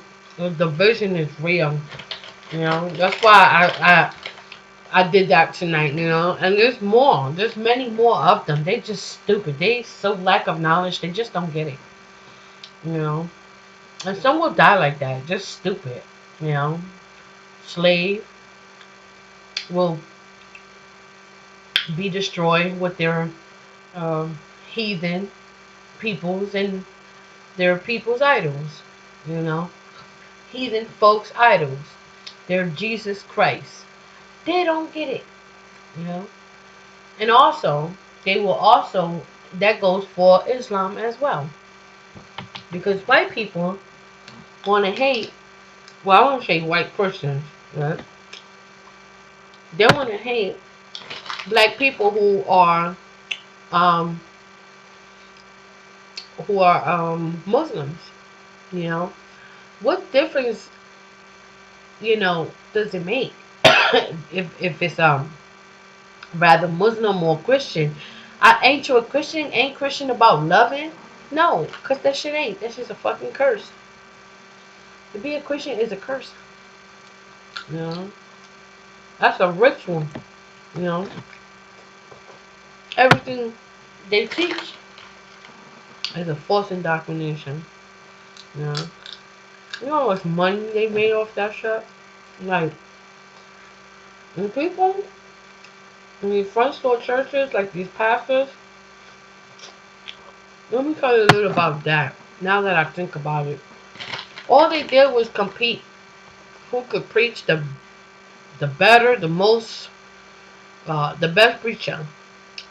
That was in competition. Then you have people fighting for titles. And who was a prophet? False indoctrination. Like, this is the mad fuckery, you know, that goes on, you know, on a regular Sunday, you know. And so, you know, it's to hear like people really know that the Catholic Church is Babylon, you know. It is the whore of all, you know.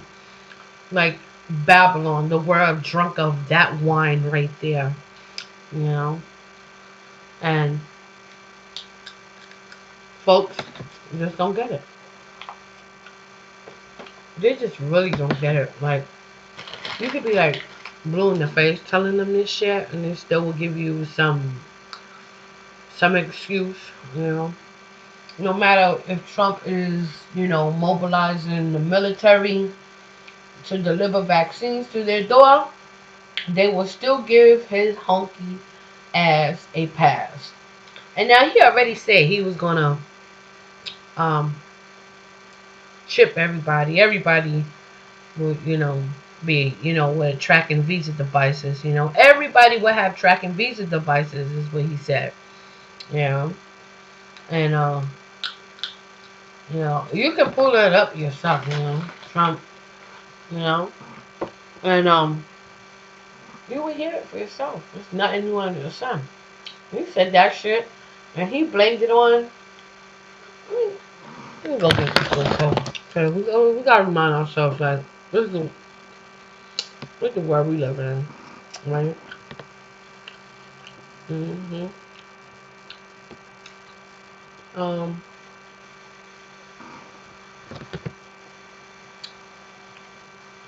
Let me see.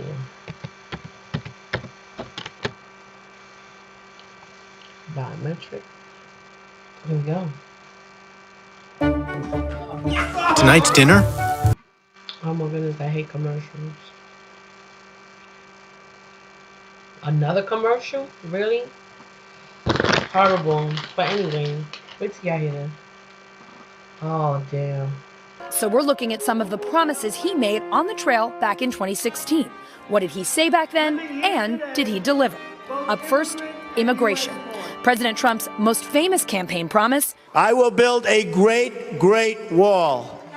Build a wall. And I will have Mexico pay for that wall. And have Mexico pay for it. So far, this one has stalled. I would build a great wall, and nobody builds walls better than me, believe me. And I'll build them very inexpensively. For starters, Mexico is not paying for a border wall. Former Mexican President Nieto tweeted several times that it was never going to happen, and even postponed a White House visit over it. If Mexico isn't paying for the wall, It never meant they're going to write out a check. They are paying for it with the incredible deal we made called the United States, Mexico, and Canada USMCA deal. Who is? If we don't have border security, we'll shut down the government. This country needs border security. The wall is a part of border security. President Trump has tried executive orders. This is border security, immigration enforcement, and improvements. A government shutdown. I don't call it a shutdown. I call it doing what you have to do for the benefit and for the safety of our country. And emergency court orders. It's going to build a lot of wall. We're getting it done. Still, Congress has only appropriated $2.75 billion, far less than Trump asked for. There are no votes in the House, a majority of votes, for a wall. President Trump abandoned the wall. Build that wall.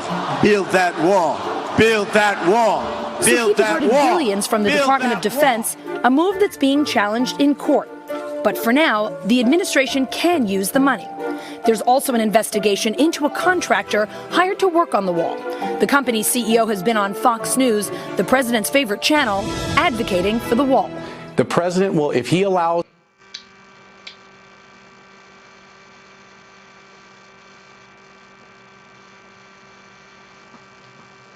Number 8, we will finally complete the biometric entry-exit visa tracking system, which we need desperately. For years, Congress has required biometric entry-exit visa tracking systems, but it has never been completed. The politicians are all talk, no action, never happens, never happens. Hillary Clinton, all talk. Unfortunately, when there is action, it's always the wrong decision. Do you ever notice? In my administration, we will ensure that this system is in place. And I will tell you, it will be on land, it will be on sea, it will be in air. We will have a proper tracking system. Approximately half of new illegal immigrants came on temporary visas and then never ever left. Why should they? Nobody's telling them to leave. Stay as long as you want. We'll take care of you. Beyond violating our laws, visa overstays pose, and they really are a big problem, pose a substantial threat to national security. The 9/11 Commission said that this tracking system should be a high priority and would have assisted law enforcement and intelligence officials in August and September 2001 in conducting a search for 2 of the 9/11 hijackers that were in the United States on expired visas. And you know what that would have meant. What that could have meant. Wouldn't that have been wonderful, right? What that could have meant. Last year alone, nearly 500,000 individuals overstayed their temporary visas. Removing visa overstays will be a... We're going to run out of PPE, and I'm saying, well...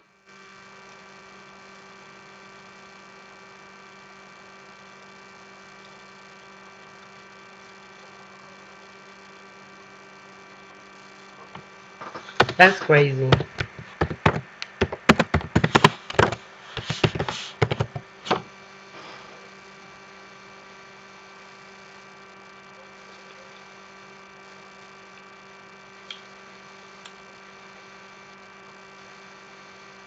Hold up. And this is crazy.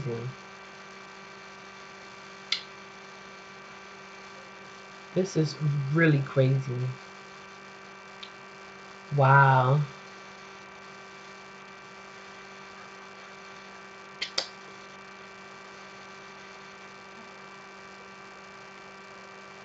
Melania Trump came to Africa promoting her Be Best campaign, which focuses on children's social, emotional, and physical health.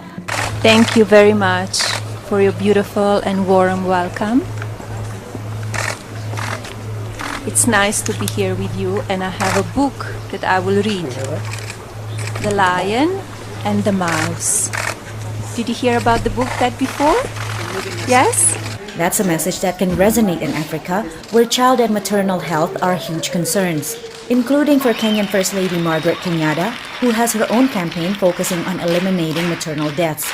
Locals saw Trump's visit as a sign of support. It's a good opportunity for enhanced relations between Kenya and the US, especially since our First Lady in Kenya, Mrs. Kenyatta, she has programs relating to maternal health care, and I think it's something similar to what Melania is doing about early education. But some are suspicious of her motivation.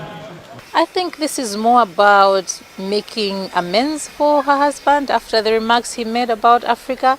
So they're trying to maybe find a way to slowly gain the trust or the favor of African leaders. Melania Trump's visit also focused on conservation efforts. It should not be expected to counter her husband's rhetoric, says analyst Vincent Kondowe. Well, generally, it's the general perception that Donald Trump does not have a clear view of what Africa stands for. You remember this other time he talked about a fictional African state, Nambia, was it something like that? It looks like he has got a broad view of what Africa stands for or what Africa is all about. And I gather that neither Melania Trump nor Donald Trump has been to Africa. So this is the first visit by the First Lady, the current First Lady, to Africa. So for me, this is a message of goodwill. While Trump's visit generally drew positive reviews, there was relatively little local media coverage ahead of her stops, in part because the White House released few advanced details. Patsy Widakuswara, VOA News, Nairobi.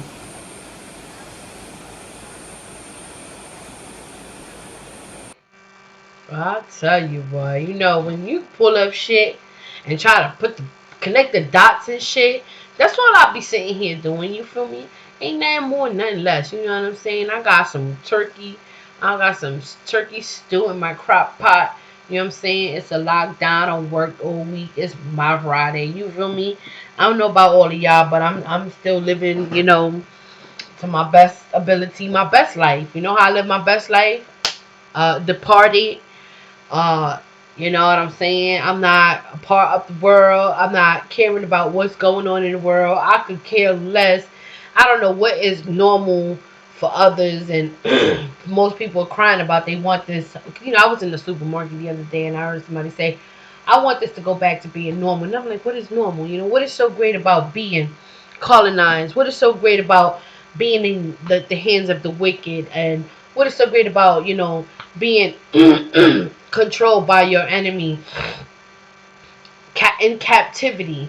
You know, what is so great about being in America, you know, where you know, your ancestors was invaded so many years ago. I mean, we're talking about centuries ago. You know, we're talking about decades ago. Let's talk about 1492. Let's do some math over here. Let me even see something real quick. Let's see something real quick. 2020.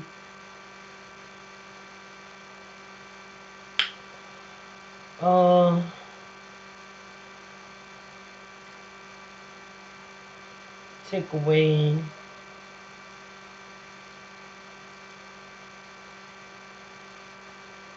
oh shit, what happened? Take away 1492 equals, that's 528 years approximately. 528 years. You know what I'm saying? Because if you think about, I was this is what I'll be getting into, you know what I'm saying, shit like this. Let me go ahead and go get these notes, you know what I'm saying? Let's keep it a buck, you know? Like how long have your ancestors been in captivity up to now? It is so long. 528 years of destruction, of corruption, corrupting your, you know, your brain cells. You know, who are you? Who you really need to be? 528 years is a long time. You feel me? Like, look at even Huawei. Let's get into that. Let me open that up. And even Simpsons, I wanted to bring that up. Simpsons has a cartoon of practicing social distancing, and I have that too there. But let's talk about oh yeah, let me go ahead and open this, because I'm just trying to like let shit play out. I'm gonna open this, and also let me see something here, because there's so many things that we can play to show you, you know, what is real, you know, what is really happening, you know, what happened, what took place, why we're going through this, why we're going through that. People don't ask anything. They just let things happen. Like, everything is just so normal to them, you know. It's just so sad, heartbreaking, you know. It's sickening too, you know. And all those doctors that were so-called in Nigeria, supposedly they disappeared. Where are they? No, Nigerians, like, we don't know and we don't care, you know what I mean? Like, they wasn't here on a friendly note. But let's talk about some of these things that I want to get into, and some sound bites on the corruption that runs so deep.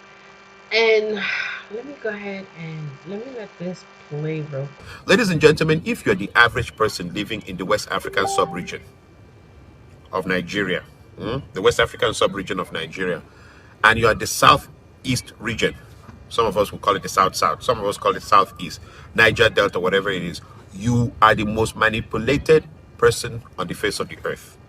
If you don't know, here are your threats. One is Sharia law, which is looming in the north. All the northern states are Sharia states now. And they are, right now, as we speak, thinking about how they can change your state into a Sharia state. How they could come into your state to rule over you using Sharia law. Two, Britain. Great Britain, that you know, if you see a white man, you get so excited because he's white and you think that he's so magnificent. Well, Great Britain is not your friend. And for years, their mechanizations and their working behind the scenes has affected your life. And if you watch my subsequent videos or my previous videos, you'll discover that this is what has happened. That Great Britain has been the worst thing that has ever happened to you in the era of your existence. Three, the Fulani hegemony. The Fulanis, they are not many. The Fulanis are not even, when you look into it, 1/4 of the population of Akwa Ibom State. In fact, the Fulanis are so few, they are not one population of the quarter of Bayelsa State, where they rule the whole country. They are the 0.1% that I was talking about that takes billions of dollars out of the country and put in foreign banks. People have always had this illusion, this myth, that the Fulani are mumu, that they're stupid. No, they're brilliant people. Because when you look at their number and how they've kept Nigeria at where it is till today, it is an amazing thing. They are very, very crafty. And if you've gone into the history of the Fulani, this is what they've done in other countries. Unfortunately for us, we didn't figure it out in time. In places like Ghana, Ghanaians figured it out and killed them, literally, killed them in life. Make sure that they don't ever get involved in the politics of the land anymore. In other countries, they push the Northerners back, and because they know these guys, there's something about them when it comes to the intrigue of rulership. They know how to, they're crafty, very, very crafty people. They are not as many as 1/4 of the population of Bayelsa or Rivers, but they will rule the whole country, and you guys cannot move, you cannot progress, you cannot do anything with your lives. And I say that it is your responsibility to deal with that. You're saying, well, I'll just live under it and see how tomorrow will be. No, they've spoiled everything to the point that at this stage, there's going to be no remedy for what is about to happen to the zoo. Okay? Now, let's go into my topic. Okay? Because I was trying to give you a prelude into what I want to talk about, which is the responsibility for your life is in your hands now. This is the most crucial time in the history of anybody living in the southeastern region of Nigeria, in the West African sub-region. It's the most crucial time for you. You know why? Your decisions will determine what will happen to you, your family, your grandchildren, and your great-grandchildren when you're long gone. If you decide to remain with the zoo, you'll pay dearly for what is about to happen. If you decide to get out of the zoo, you will be redeemed. You'll be redeemed in ways that you cannot believe it. Now, people will ask the next question. They'll say, okay, what is he talking about? What is this guy? What is this guy running his mouth like this? Now, you see as this guy, they shout at us. What do you mean now? What is this guy saying? Well, let me explain to you. So let's begin. Terrorism. Let's start with terrorism first. Did you believe that you were living in a country? Let's look at the scenario of what happened to the country you were living in. You were living in a country where one day a guy got up and said, let's make Boko Haram. Let's create Boko Haram. We invest some money and create something that will kill lots of Nigerians, that will cause terror in the land, and that the United States and the other global powers will come in a rush to come and bring in aid for us to fight that terrorism, and we'll pocket that money. We'll pocket that money. And that to make this business very, very lucrative, Nigerian soldiers will have the horror of sitting in trenches watching helicopters that belong to the Nigerian Air Force flying over their head to drop arms in the Sambisa forest for the Boko Haram and flying back of their own military. And that the few Nigerian soldiers who knew what was up and said they're not going to the front to go and fight that kind of a stupid war were held down as being members of a mutiny and were condemned to be executed. Can you believe that you are living in a kangaroo zoo of a country like that? a country where they sponsor terrorism, so that the money that will come out of it from foreign aid, from global politics, they will pocket it in their money and put it in their bank account. That is the terrorism, the impunity of the Zoo Republic, and you are living in there. Now, you may say, well, dude, it's an old story. Well, no, there's part 2 of that story. They need a terrorism apparatus to make the name of Allah and the Islamic cause of the North to radiate out there in the ether. And for that to happen, Boko Haram now has failed, because guess what? Chad, in one of the strangest twists of fate, got involved.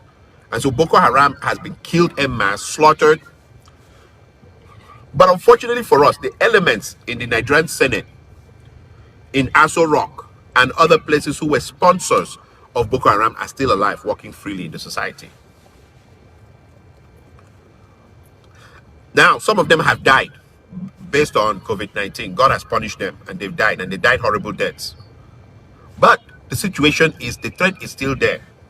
So there is a phase 2 that can come up, in which the terrorism will not be anymore about the bad second son who killed members of his family. Because what happened here was Boko Haram was not meant to turn on themselves. They turned on the Islamic people. It was created during the time of Jonathan Goodluck, and it was meant to harm him and to hurt him, and at the same time create money for the elites of the Fulani hegemony and the northern elites. But it became like the bad son, second son, who goes back home to go and slap his father and beat his mother. It turned on the people.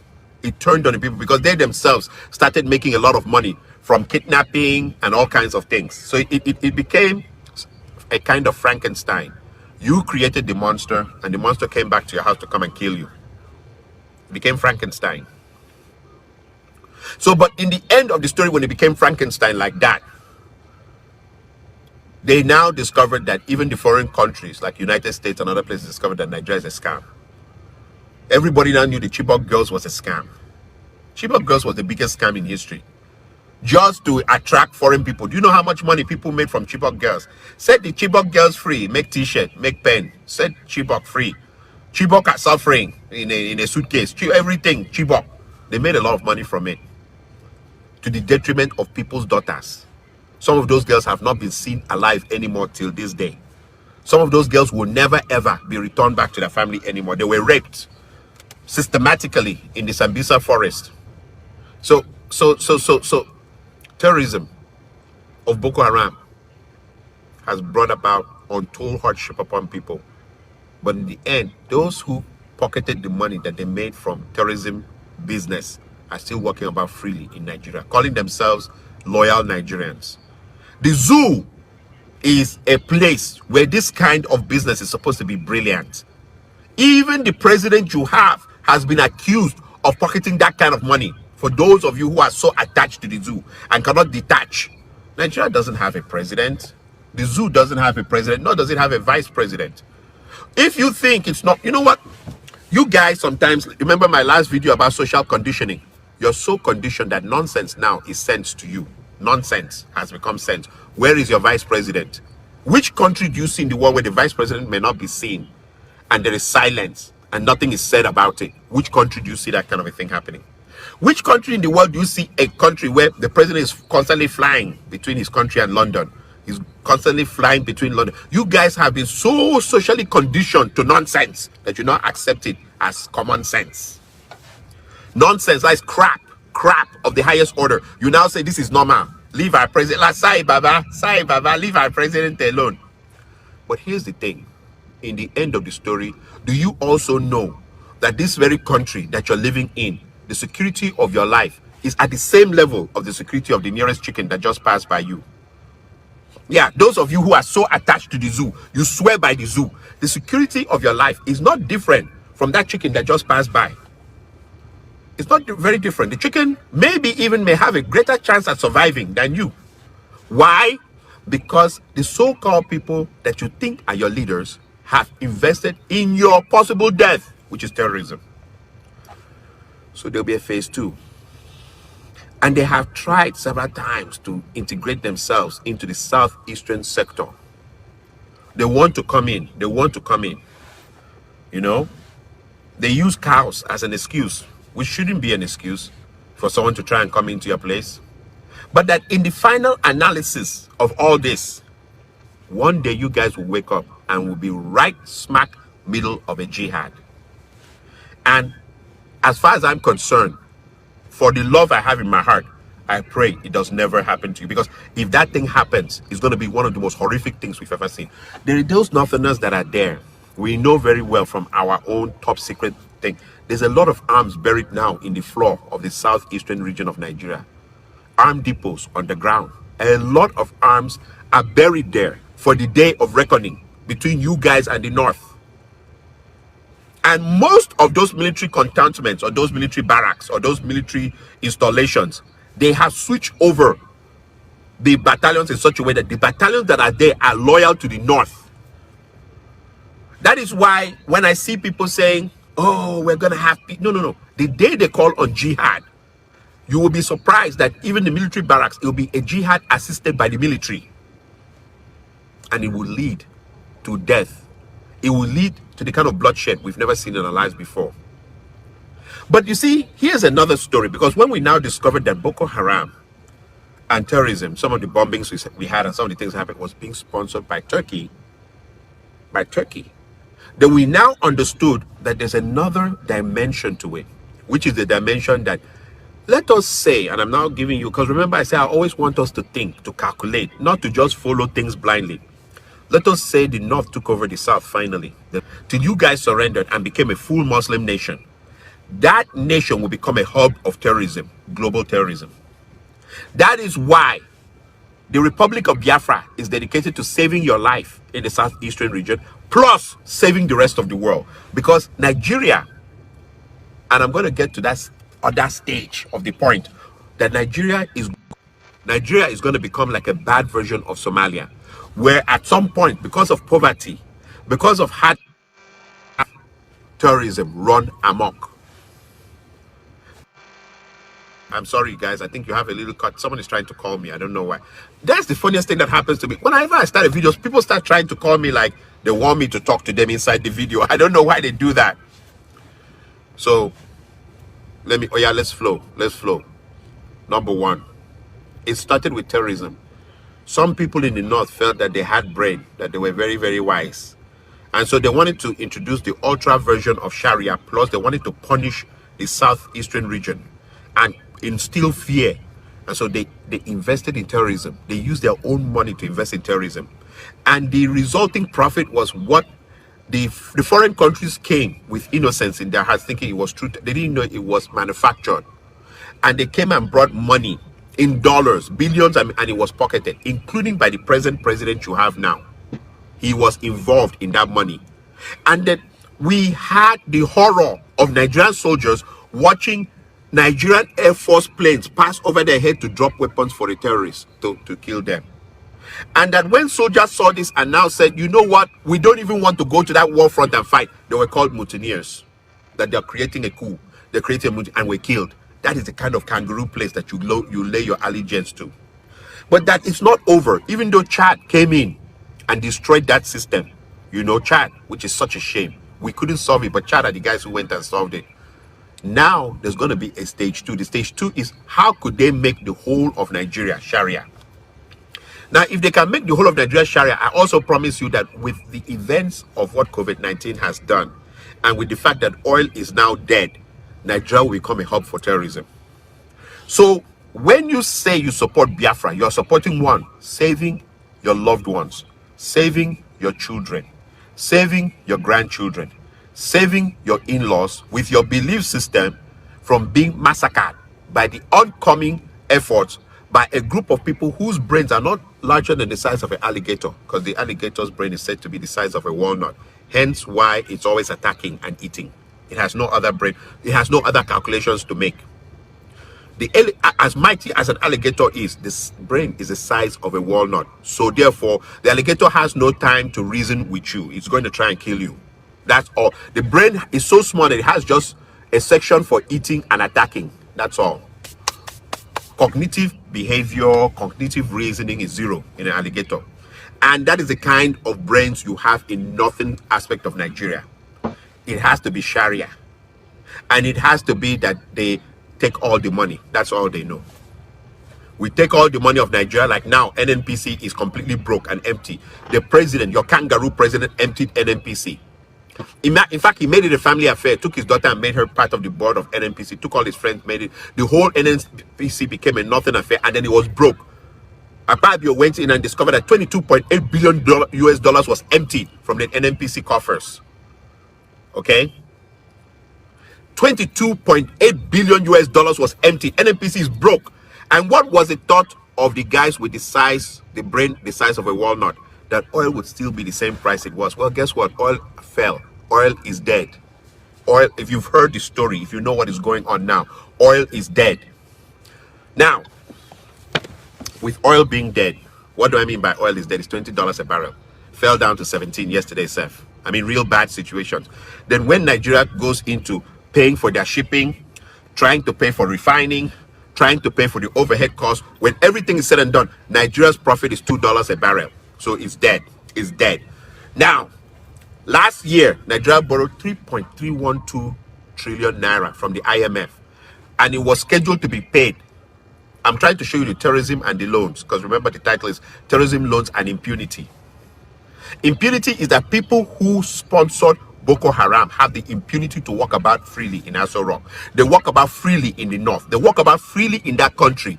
No fear. No fear. No fear.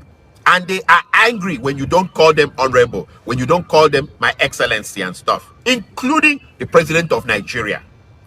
He's a sponsor of terrorism. And he took that money, he pocketed that money that came from foreign countries in millions of dollars to pay for the fight against terrorism. He pocketed that money too. Now, okay, you see, Ifeanyi Okoye is now saying it's less, it fell some more. It's less than $2 a barrel now for oil. If you know what is happening, they say Port Harcourt is dead. If you hear what is happening, oil is dead. Now, in a world where oil is dead, okay, you don't even have the oil to pay. You went and collected a loan, 3.31 trillion, 3.312 trillion, something like that. And you scheduled to pay it off in the year 2025, which you won't be able to pay it off. Now, I don't know if you remember, we have taken the IMF loan at least a good 3 times before today. For each time we took the IMF loan and defaulted on it, there was a time Naira to the dollar was like 2 to 1. It was 2 Naira to a dollar. We defaulted. The next thing you heard, there was a time we were starting to say it's 15. It's 20 Naira to a dollar. So. Then we defaulted. The next thing you heard is 100 and something. There's penalties whenever you default on a loan, you know. That's one thing they never tell the Nigerian people. There's penalties for defaulting on loans. Yeah. So the same guys who are sponsoring terrorism, I want to show you how they chop money rich. They'll collect money from terrorism help. That is, they sponsor the terrorism so that America and Europe and everybody can hear. And then when they send the millions to help, they pocket it. Then they ask for loans and they pocket half and release half to the Nigerian society. Then they go around emptying the coffers of Nigeria, like the sovereign accounts, empty to the point that the British Prime Minister said that Nigeria is fantastically corrupt. He has never, that even the money, it's just like the money for the country, the main bank account of the country, Nigeria is empty. Who are the people doing this? It's not people from Akwa Ibom. It's not people from Rivers State. It's not people from Edo State. It is not people from Bayelsa. I can also tell you that the Igbos are not seeing that money. It is the Fulani hegemony. Terrorism. Terrorism. Then loans. That is all that has been happening in the last 5 years of the zoo. Ladies and gentlemen, if you're the... Period. And let's talk about these stimulus checks that just passed by. And, you know, she's like, you gotta give them money. They waking up. Look at this devil. She went and she passed a whole nother round. I'm all for it, baby. Let me get that motherfucking money. I wish we'd give more, bitch. I don't know why you playing for, you know what I mean? Period. You know, you think Cardi B is crying, all these celebrities crying, give them $1,200, you know. Now you want to give them, I don't know how much the celebrities are getting, but I know that, you know, I'll take the next round. You know what I mean? I will take the next round. I'm grateful for the first round, but too bad can't do nothing with it but buy food and stuff and put it back in the economy. You know, like what else can we do with it, right? Like, are you gonna go swimming? I mean, hopefully they'll open up the pool and then blame everybody for having a fake ass pandemic. Ain't that about it, bitch? You know, this is the world that we have come to. And people love being sleeping sheeple, so I guess they're gonna be cooking you, you know, in that pot, you know. That damn $1,200 went fast the last time. Cannot stress this enough, you know what I mean?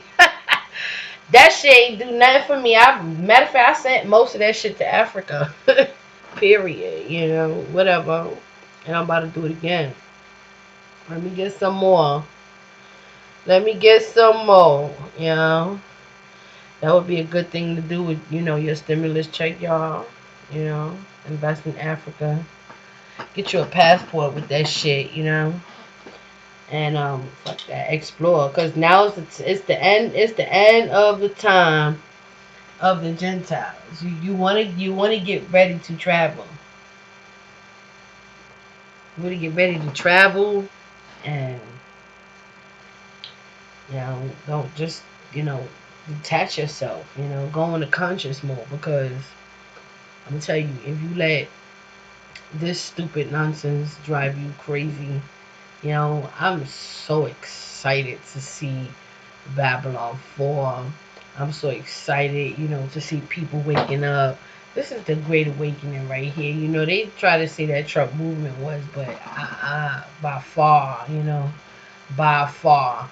That couldn't have been further, you know, from the truth, you know. I'll tell you why. I'm just so happy and proud to see, you know, radiation kicking in. And as it should. But I'll take that check, you know what I'm saying? I will definitely indeed take that damn bumba cloud check now. Come select that. And U.S. moves to cut Huawei off from global chip suppliers as China eyes retaliation. Now listen, this is a whole nother thing. The Trump administration on Friday moved to block global chip supplies to blacklisted telecoms equipment giant Huawei Technologies, spurring fears of Chinese relation and hammering shares of U.S. But you know what? I think Huawei, Chinese people are a motherfucker. Did y'all see them get caught with their pants down in Africa? Like, at a time, like, even that is the biggest, you know, and it takes me back to, what's this motherfucker's name? Pastor, that bootlegged ass wannabe prophet, you know? What was his name? He said China would get caught with their pants, and I remember that. But I don't know. It was the prophet was real. Everything, like the words in it was kind of like, I don't know. He was decoding shit. You know what I mean? Like he was being put up to say that shit, and he a fake prophet, because everything they represent isn't real. It's an illusion. It's a figure of your imagination. So it's kind of like if he spoke on life on that shit. But think about, you know, what the Chinese people are doing. I was thinking about that shit just the other day. I said, these motherfuckers got trucks and equipment sitting on the side of the road of everything they're doing. And they're shipping their own shit. They not even being bothered. That's why they want their own workers. This shit ain't about giving no motherfucking African jobs. This shit is about fucking stealing, mining, illegal mining.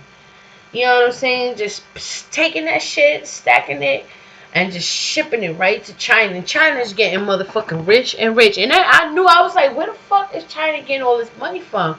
Just like France, just like all them other motherfucking thieving ass motherfuckers, you know? Just drop in Africa. Get you some minerals, get you some slaves, get you some child trafficking, human trafficking. Get you a little some everything. Stop at Oprah school. Get you some of them African kids. Like, these motherfuckers are ludicrous. You know, what haven't they done to the motherland? You know, oh my goodness, they're so disrupted. And for, you know, and it breaks my heart to see Brandon Tatum and Candace Owens still talk that bullshit. They refuse to give it up. They want to be white so bad, and I'm like, damn, talk about equal. What is so equal about a time like even now? Like, where do you get those lyrics from? Like, can't you see we all held in captivity in our own homes? It's like, what is it gonna take for these folks? And now, at least Will Johnson was switching up in the end, and I even had to comment in the box and say, laughing my ass off, These are folks out and told them asses about themselves a long time ago. It's nothing new under the motherfucking sun, right?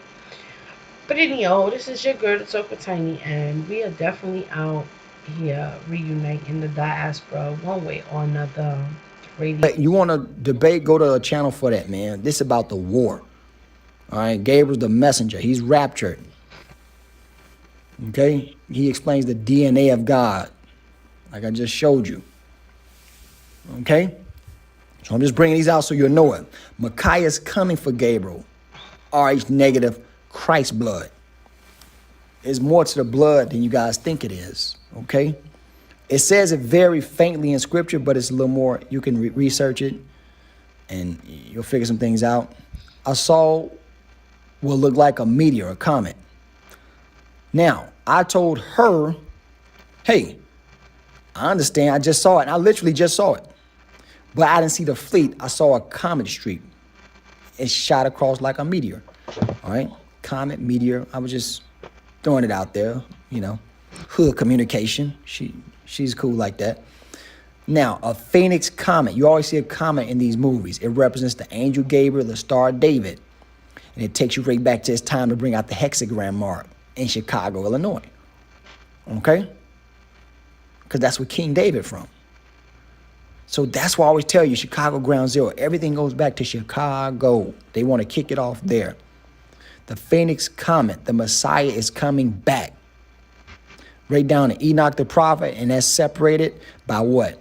Phoenix Comet again in the 773 Chicago area code, right back to Elijah in Chicago. So Enoch the prophet and Elijah in Chicago. So the Messiah is coming back, who's Enoch the prophet, and he's coming back for Elijah in Chicago. All this from that comet. But you guys got to learn to communicate through the number. The Phoenix Comet, the Superman Comet, the Son of David, 312 Johnson Comet.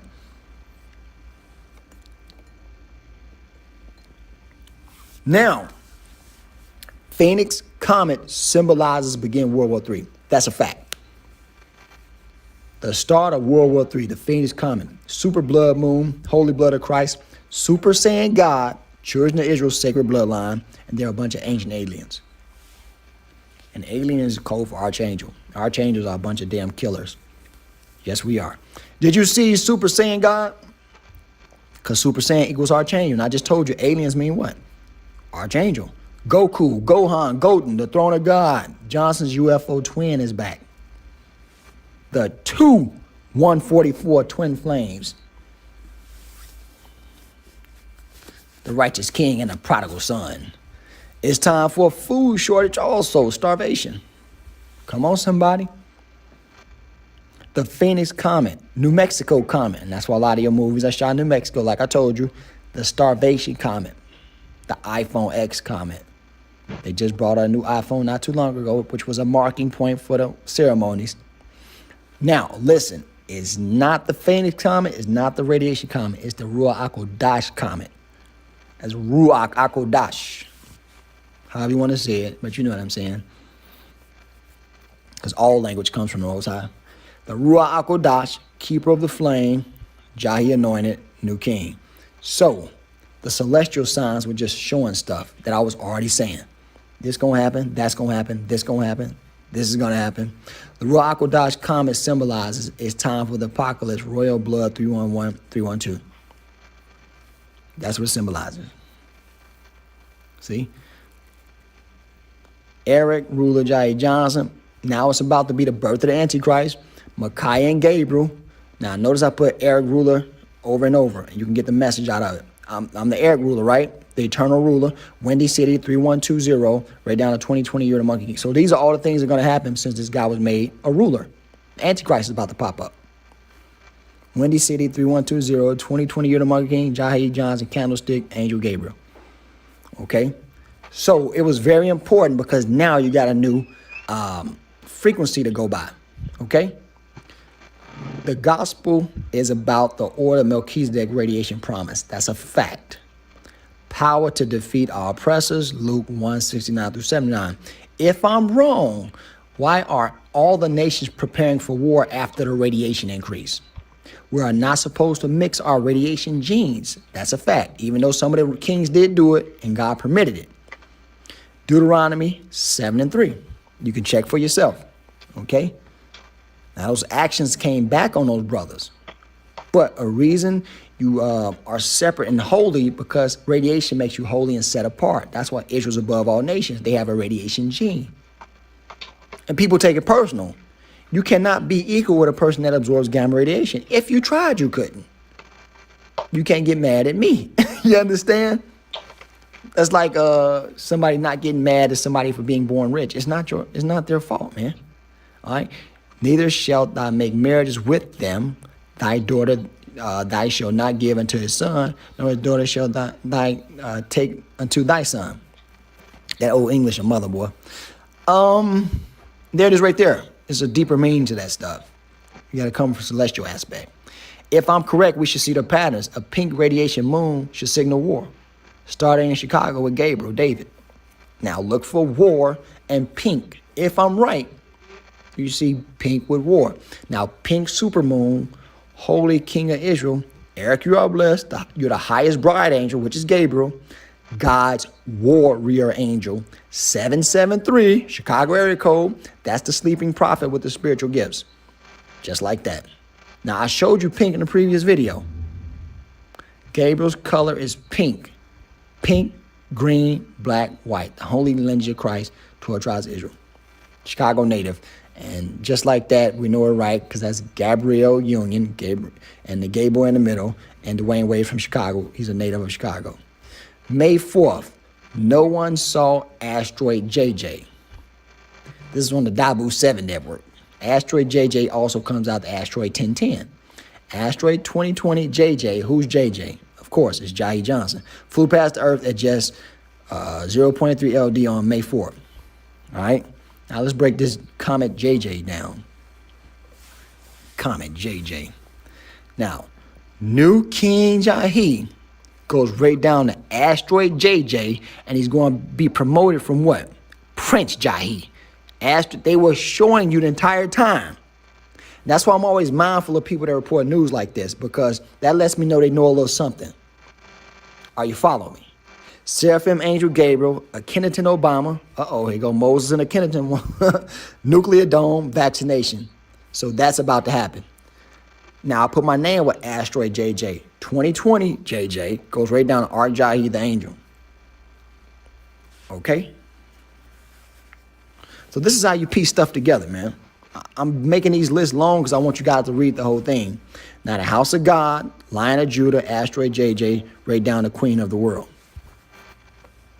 So nobody saw Asteroid JJ. That's just, a little clandestine talk.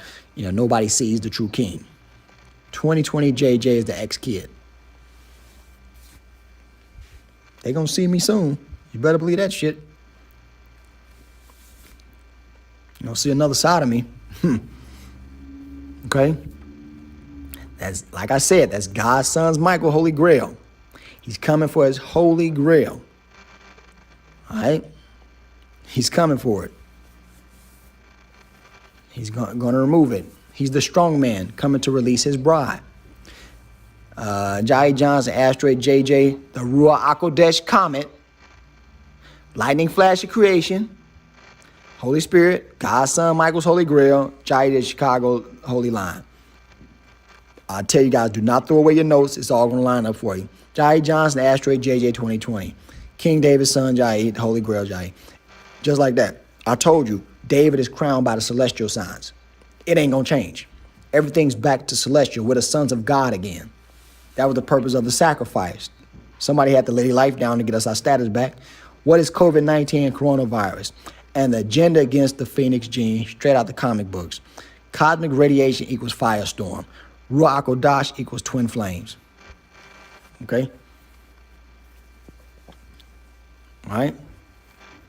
Not necessarily, but I'm just showing you that. Now, we look at the symbol for COVID-19 is just like the twin flame symbol. And it's also on a new 20-pound note in Great Britain. We're going to break that down real quick. Okay? Now, COVID equal David is in Chicago. The elect olive branch, the twins flame, is in the 312. COVID is co-David in Chicago. All right? That's why Corona lines up with twin, because that's what they're looking for. Are you following me? Okay? Just like that. Fire, bride, death, twins. Storm, right? So the message in the middle, the bride, death, twins. Firestorm. Okay, that's the character Firestorm. Corona is the lost family twin, the prodigal son. Not lost, but that's just poetically speaking. He's on a mission. Everything is ceremonies and when you deal with Elohim. King David's secret seed in America. Right? And he's in a 312. Holy Grail son, Jahi Johnson in Chicago, Illinois. It's going to always come back to 312. If this ceremony weren't real people, you would not see these patterns consistently. I'm not reaching. I'm just keeping things basic. The COVID agenda designed for the 22 Prince in 2020 is that simple. You're going to always see the same numbers. COVID 53, year 2020, Cohen 53, Jahi's Y chromosome 53. Can you dig it? David is Kojo in Chicago. 2 olive trees, the Holy Son of God, right down. He has the Cohen gene. He's King David's seed. David is Kojo in Chicago. COVID. All right. Wuhan coronavirus, an Israeli Zionist bioweapon. King David in Chicago. I showed you this last video, but that's coronavirus explained, okay? Now, coronavirus is more of an agenda than just one virus. Is it viruses out there? Hell yeah. Coronavirus pandemic, Archangel Gabriel, the new King David. He's in Chicago, born in Chicago, just like that. I told you 22 was the royal number because it's the twin number. There's a couple royal numbers, actually. More than 2 or 3. UFO arrival is the second coming. The war of the worlds is over the Grail. It's that simple. Number 2 is in the middle. He's in the middle of everything. He's a little brother. Okay? David, Chicago's son, the Watchman Gabriel. Chicago, you bring down a C to O, the VID and DNA equals 19. That's your COVID-19. Now, Co equals head, vid equals gamma, 19 is the hunter. He's the head gamma hunter. Now, if I'm real about and right about any of this stuff, you should see it in the number. Correct? Let's look for it. Jahi, 53, COVID. DNA instruction, and DNA comes with instruction. It's the Lord Key Prince, right down to coronavirus, okay? Right down to coronavirus. Now let's put head gamma hunter. What does that come out to? 312. Firestorm Ruach crown virus, the great Mexican crown virus, the second King David, the Holy Grail, Jahi Prince. Are you following me? You see? It's going to always come back to 312. No need to reach because the ceremony was designed a long time ago. Head, vid, gamma, 1900. COVID-19. And it's more than one answer. It's never one answer. Because it's a ceremony. Chicago David, gamma wave, hunter, 19, COVID. So you put the words together, but you break them apart. You understand what I'm saying? They're not syllables anymore. Chicago David, here comes the gamma wave. It's going to make him a hunter. It's that guy right there. So you put the whole thing together, COVID-19 virus, King David of Israel, COVID virus by itself, the secret son, COVID by itself gives you his DNA. All right? So you got COVID-19. I wrote it out. I chopped it up, just showing you different ways. But it means all of that. It's never one thing. Now you take the letters that was not used in the title, and that's also a message. So you put those letters together. All right? HICAG plus DA. And that's a message also. Never leave anything to malice. Okay? Chicago, you just take those letters out. They have a positive face ID on Junior. It's Jahi. Okay? Also, find Isaac seed. Find that seed, man. Find that seed. All right? Hidden message inside of COVID. We found Isaac seed, the face ID on David Jr., DNA hidden in Chicago is Jahi. COVID-19. COVID-19, just like that. David's DNA in Chicago, Gabriel the comedian, the Ark, Elijah in Chicago, and Suffocate 19. All right? And I'll explain that a little later, because guess what? The 5G network, it keeps radiation out, but it destroys oxygen inside the bubble. And they showed Prince being choked on The Simpsons, which was kind of like, you know, suffocation a little bit, right? He's the Purple Prince.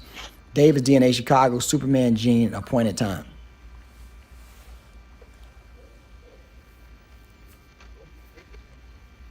David's DNA Chicago, I am the Phoenix. Mount Zion, the sons of God. The day of reckoning is here. Yahuwah, Yeshua, UFO has arrived. It's happening. So the more you peel this stuff back, the more you're going to find out. Now, did you catch UFO arrival? The radiation increases before the invasion. That's a fact because it's being made ready for the gods to exist. Okay? I could prove that over and over again. Radiation is the presence of God. God's heaven ray. That's radiation. What's under it? Alien invasion. Celestial Bantu, the black gamma absorber. So next, just get ready to see a bunch of handsome aliens. You know, I like to think of myself as a handsome alien, you know. Who are the UFOs coming for? The red hood says it all. The nation, the elect, the grail. All right? You got to look at everything when you do breakdowns. Don't just look at one thing. Now, the reason he wore a red hood, Ashton Sanders, is it? In Captain State, because the first Joker actually was called the Red Hood. Okay? He went through a transformation. And the Joker is the Negro in number. The Joker gene represents the Davidic line. The captain is...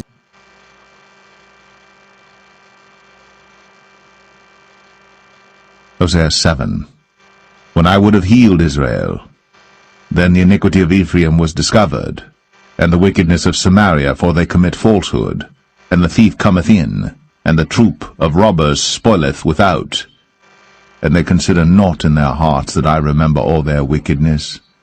Now their own doings have beset them about, they are before my face. They make the king glad with their wickedness, and the princes with their lies. They are all adulterers, as an oven heated by the baker, who ceaseth from raising after he hath kneaded the dough, until it be leavened. In the day of our king, the princes have made him sick with bottles of wine. He stretched out his hand with scorners. For they have made ready their heart like an oven.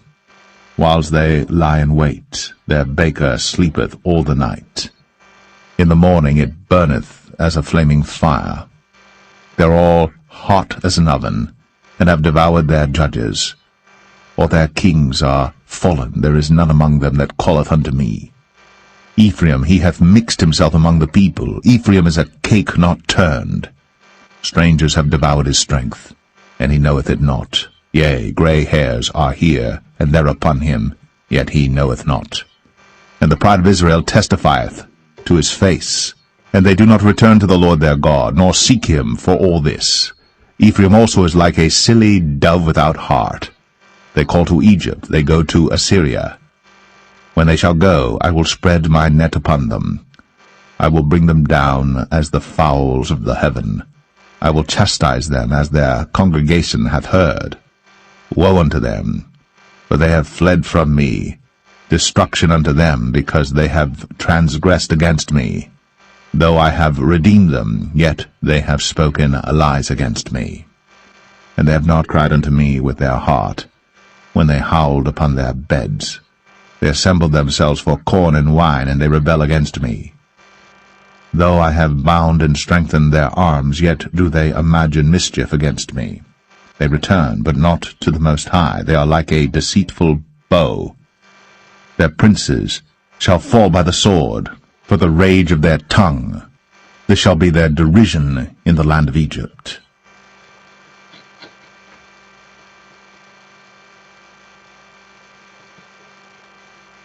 Hosea 8. Set the trumpet to thy mouth. He shall come as an eagle against the house of the Lord, because they have transgressed my covenant, and trespassed against my law. Israel shall cry unto me, My God, we know thee. Israel hath cast off the thing that is good. The enemy shall pursue him. They have set up kings, but not by me. They have made princes, and I knew it not. Of their silver and their gold have they made them idols, that they may be cut off.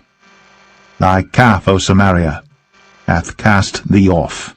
Mine anger is kindled against them. How long will it be ere they attain to innocency? For from Israel was it also. The workman made it, therefore it is not God. But the calf of Samaria shall be broken in pieces. For they have sown the wind, and they shall reap the whirlwind. It hath no stalk. The bud shall yield no meal.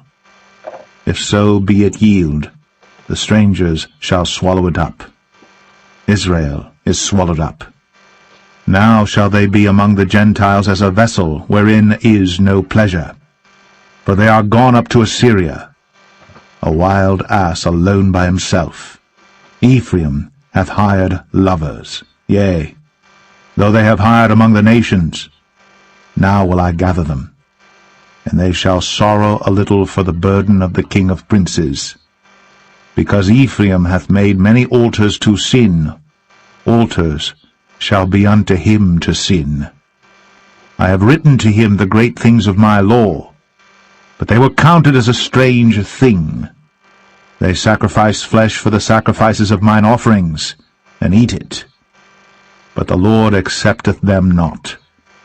Now will he remember their iniquity, and visit their sins. They shall return to Egypt. For Israel hath forgotten his Maker, and buildeth temples, and Judah hath multiplied fenced cities. But I will send a fire upon his cities, and it shall devour the palaces thereof.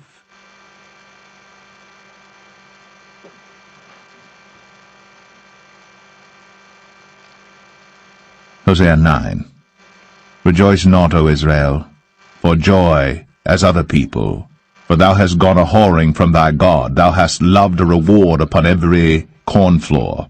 The floor and the winepress shall not feed them, and the new wine shall fail in her. They shall not dwell in the Lord's land, but Ephraim shall return to Egypt, and they shall eat unclean things in Assyria. They shall not offer wine offerings to the Lord, neither shall they be pleasing unto him. Their sacrifices shall be unto them as the bread of mourners.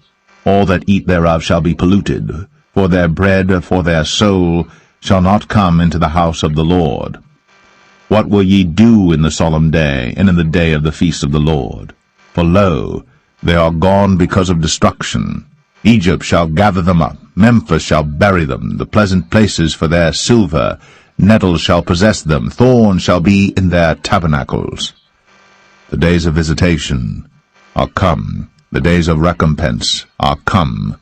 Israel shall know it, the prophet is a fool, the spiritual man is mad, for the multitude of thine iniquity and the great hatred. The watchman of Ephraim was with my God, but the prophet is a snare of a fowler in all his ways, and hatred in the house of his God. They have deeply corrupted themselves, as in the days of Gibeah.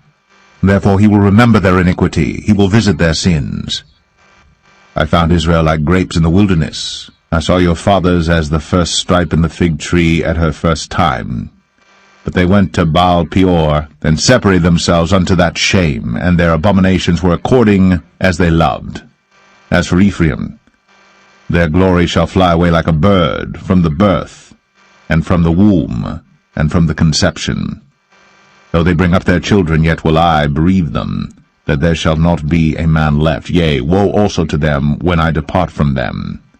Ephraim, as I saw Tyrus, is planted in a pleasant place. But Ephraim shall bring forth his children to the murderer. Give them, O Lord, what wilt thou give? Give them a miscarrying womb and dry breasts.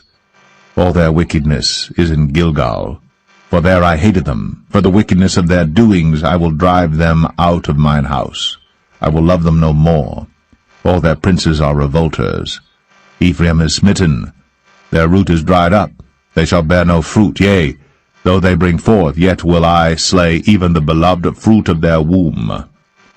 My God will cast them away, because they did not hearken unto him, and they shall be wanderers among the nations.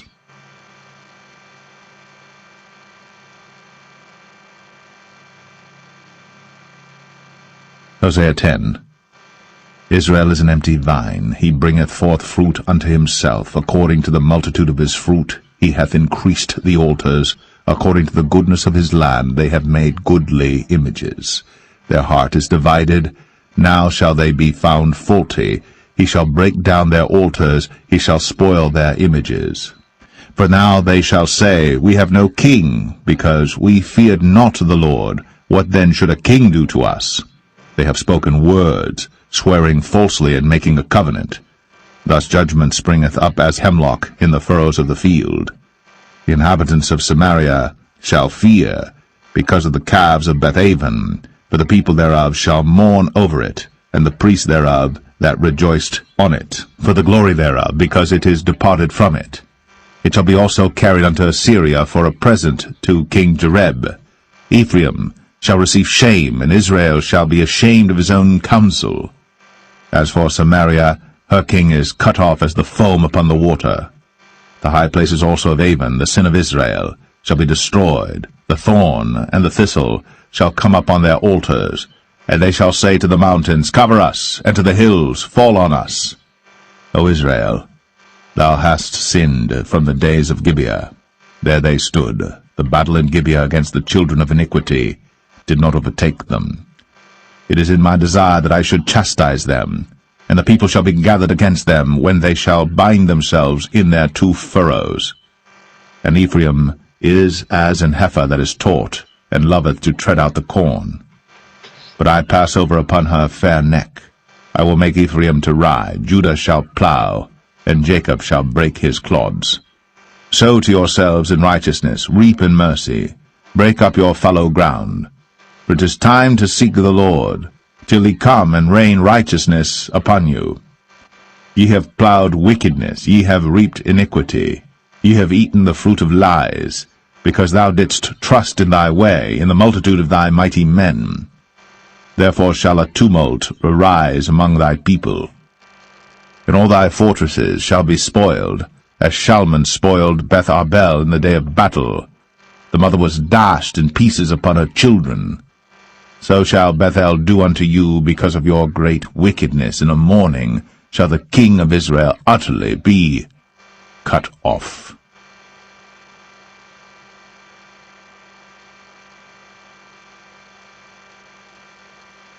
Hosea 11. When Israel was a child, then I loved him, and called my son out of Egypt. As they called them, so they went from them. They sacrificed unto Baalim, and burned incense to graven images. I taught Ephraim also to go, taking them by their arms, but they knew not that I healed them. I drew them with cords of a man, with bands of love, and I was to them as they that take off the yoke on their jaws, and I laid meat unto them.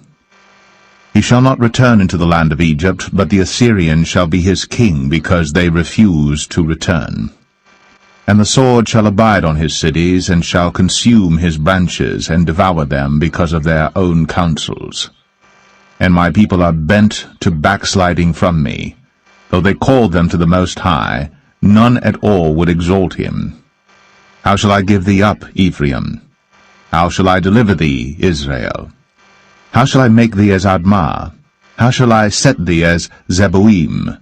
Mine heart is turned within me, my repentings are kindled together. I will not execute the fierceness of mine anger.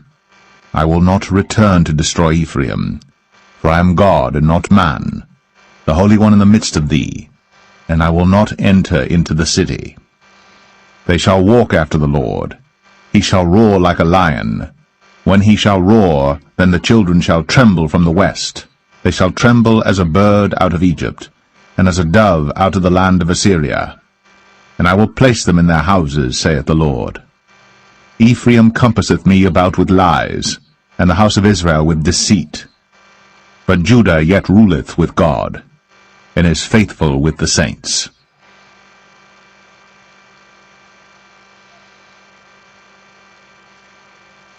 Hosea 12. Ephraim feedeth on wind, and followeth after the east wind. He daily increaseth lies and desolation, and they do make a covenant with the Assyrians, and oil is carried into Egypt.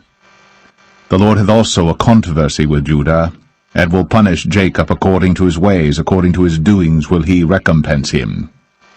He took his brother by the heel in the womb, and by his strength he had power with God. Yea, he had power over the angel, and prevailed. He wept and made supplication unto him. He found him in Bethel, and there he spake with us. Even the Lord God of hosts, the Lord, is his memorial. Therefore turn thou to thy God, keep mercy and judgment, and wait on thy God continually. He is a merchant, the balances of deceit are in his hand. He loveth to oppress. And Ephraim said, Yet I am become rich, I have found me out substance. In all my labors they shall find none iniquity in me that was sin. And I, that am the Lord thy God from the land of Egypt, will yet make thee to dwell in tabernacles as in the days of the solemn feast. I have also spoken by the prophets, and I have multiplied visions, and used similitudes by the ministry of the prophets. Is there iniquity in Gilead? Surely they are vanity. They sacrifice bullocks in Gilgal. Yea, their altars are as heaps in the furrows of the field. And Jacob fled into the country of Syria, and Israel served for a wife, and for a wife he kept sheep. And by a prophet the Lord brought Israel out of Egypt, and by a prophet was he preserved. Ephraim provoked him to anger most bitterly. Therefore shall he leave his blood upon him, and his reproach shall his Lord return unto him.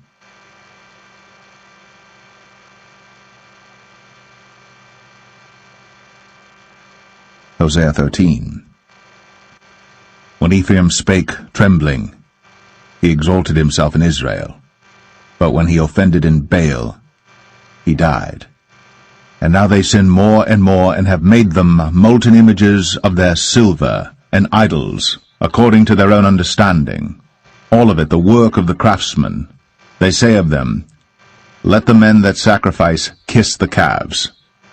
Therefore they shall be as the morning cloud, and as the early dew that passeth away, as the chaff that is driven with the whirlwind out of the floor, and as the smoke out of the chimney. Yet I am the Lord thy God from the land of Egypt, and thou shalt know no God but me, but there is no Saviour beside me. I did know thee in the wilderness, in the land of great drought. According to their pasture, so they were filled, and their heart was exalted, therefore have they forgotten me. Therefore I will be unto them as a lion, as a leopard by the way will I observe them. I will meet them as a bear that is bereaved of her whelps, and will rend the caul of their heart, and there will I devour them like a lion. The wild beasts shall tear them. O Israel, thou hast destroyed thyself, but in me is thine help. I will be thy king. Where is any other that may save thee in all thy cities? And thy judges of whom thou saidst, Give me a king and princes. I gave thee a king in mine anger, and took him away in my wrath. The iniquity of Ephraim is bound up, his sin is hid. The sorrows of a travailing woman shall come upon him. He is an unwise son, for he should not stay long in the place of the breaking forth of children. I will ransom them from the power of the grave. I will redeem them from death. O death, I will be thy plagues. O grave, I will be thy destruction. Repentance shall be hid from mine eyes. Though he be fruitful among his brethren, an east wind shall come, the wind of the Lord shall come up from the wilderness, and his spring shall become dry, and his fountain shall be dried up. He shall spoil the treasure of all pleasant vessels. Samaria shall become desolate, for she hath rebelled against her God. They shall fall by the sword, their infants shall be dashed in pieces, and their women with child shall be ripped up.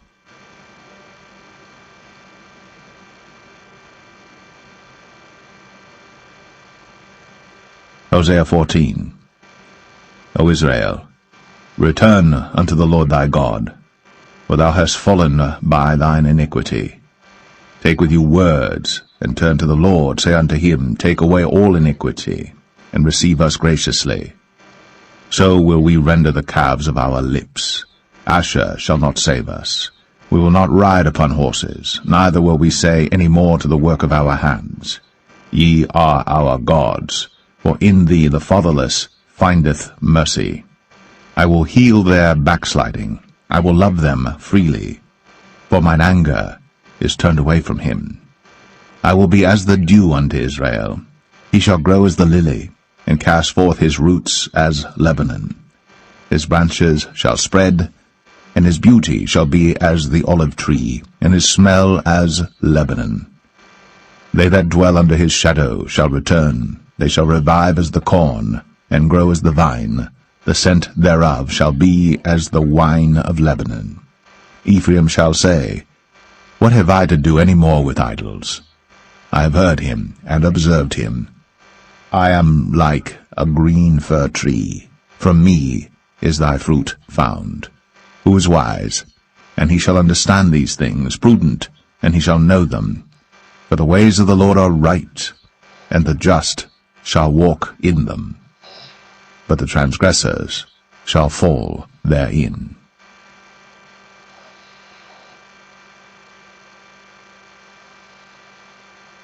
The Book of Joel, Chapter 1. The word of the Lord that came to Joel the son of Pethuel. Hear this, ye old men, and give ear, all ye inhabitants of the land. Hath this been in your days, or even in the days of your fathers? Tell ye your children of it, and let your children tell their children, and their children another generation.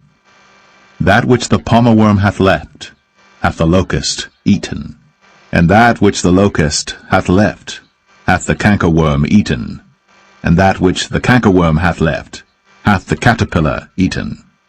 Awake, ye drunkards, and weep, and howl, all ye drinkers of wine, because of the new wine, for it is cut off from your mouth. For a nation is come up upon my land, strong and without number, whose teeth are the teeth of a lion, and he hath the cheek teeth of a great lion. He hath laid my vine waste, and barked my fig tree. He hath made it clean, bare, and cast it away. The branches thereof are made white. Lament like a virgin girded with sackcloth for the husband of her youth. The meat offering and the drink offering is cut off from the house of the Lord. The priests, the Lord's ministers, mourn. The field is wasted, the land mourneth. For the corn is wasted, the new wine is dried up, the oil languisheth. Be ye ashamed, O ye husbandmen, howl, O ye vine-dressers, for the wheat and for the barley, because the harvest of the field is perished. The vine is dried up, and the fig tree languisheth, the pomegranate tree, the palm tree also, and the apple tree, even all the trees of the field are withered, because joy is withered away from the sons of men.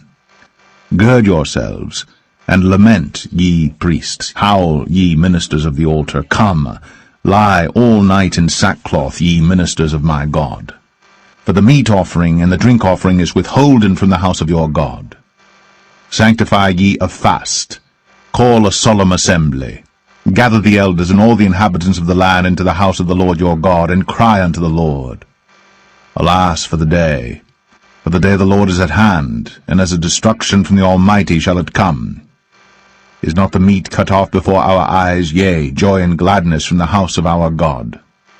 The seed is rotten under their clods, The garners are laid desolate, the barns are broken down, for the corn is withered.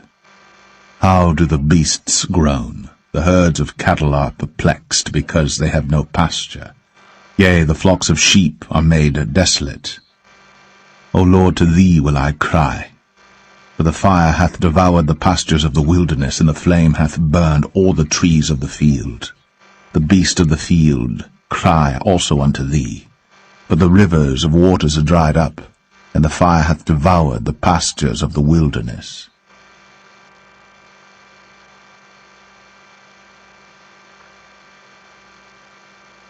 Joel 2.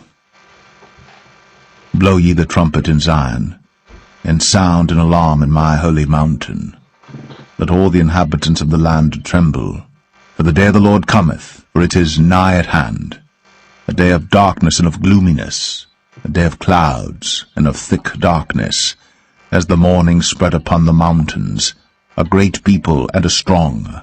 There hath not been ever the like, neither shall be any more after it, even to the years of many generations. A fire devoureth before them, and behind them a flame burneth. The land is as the Garden of Eden before them, and behind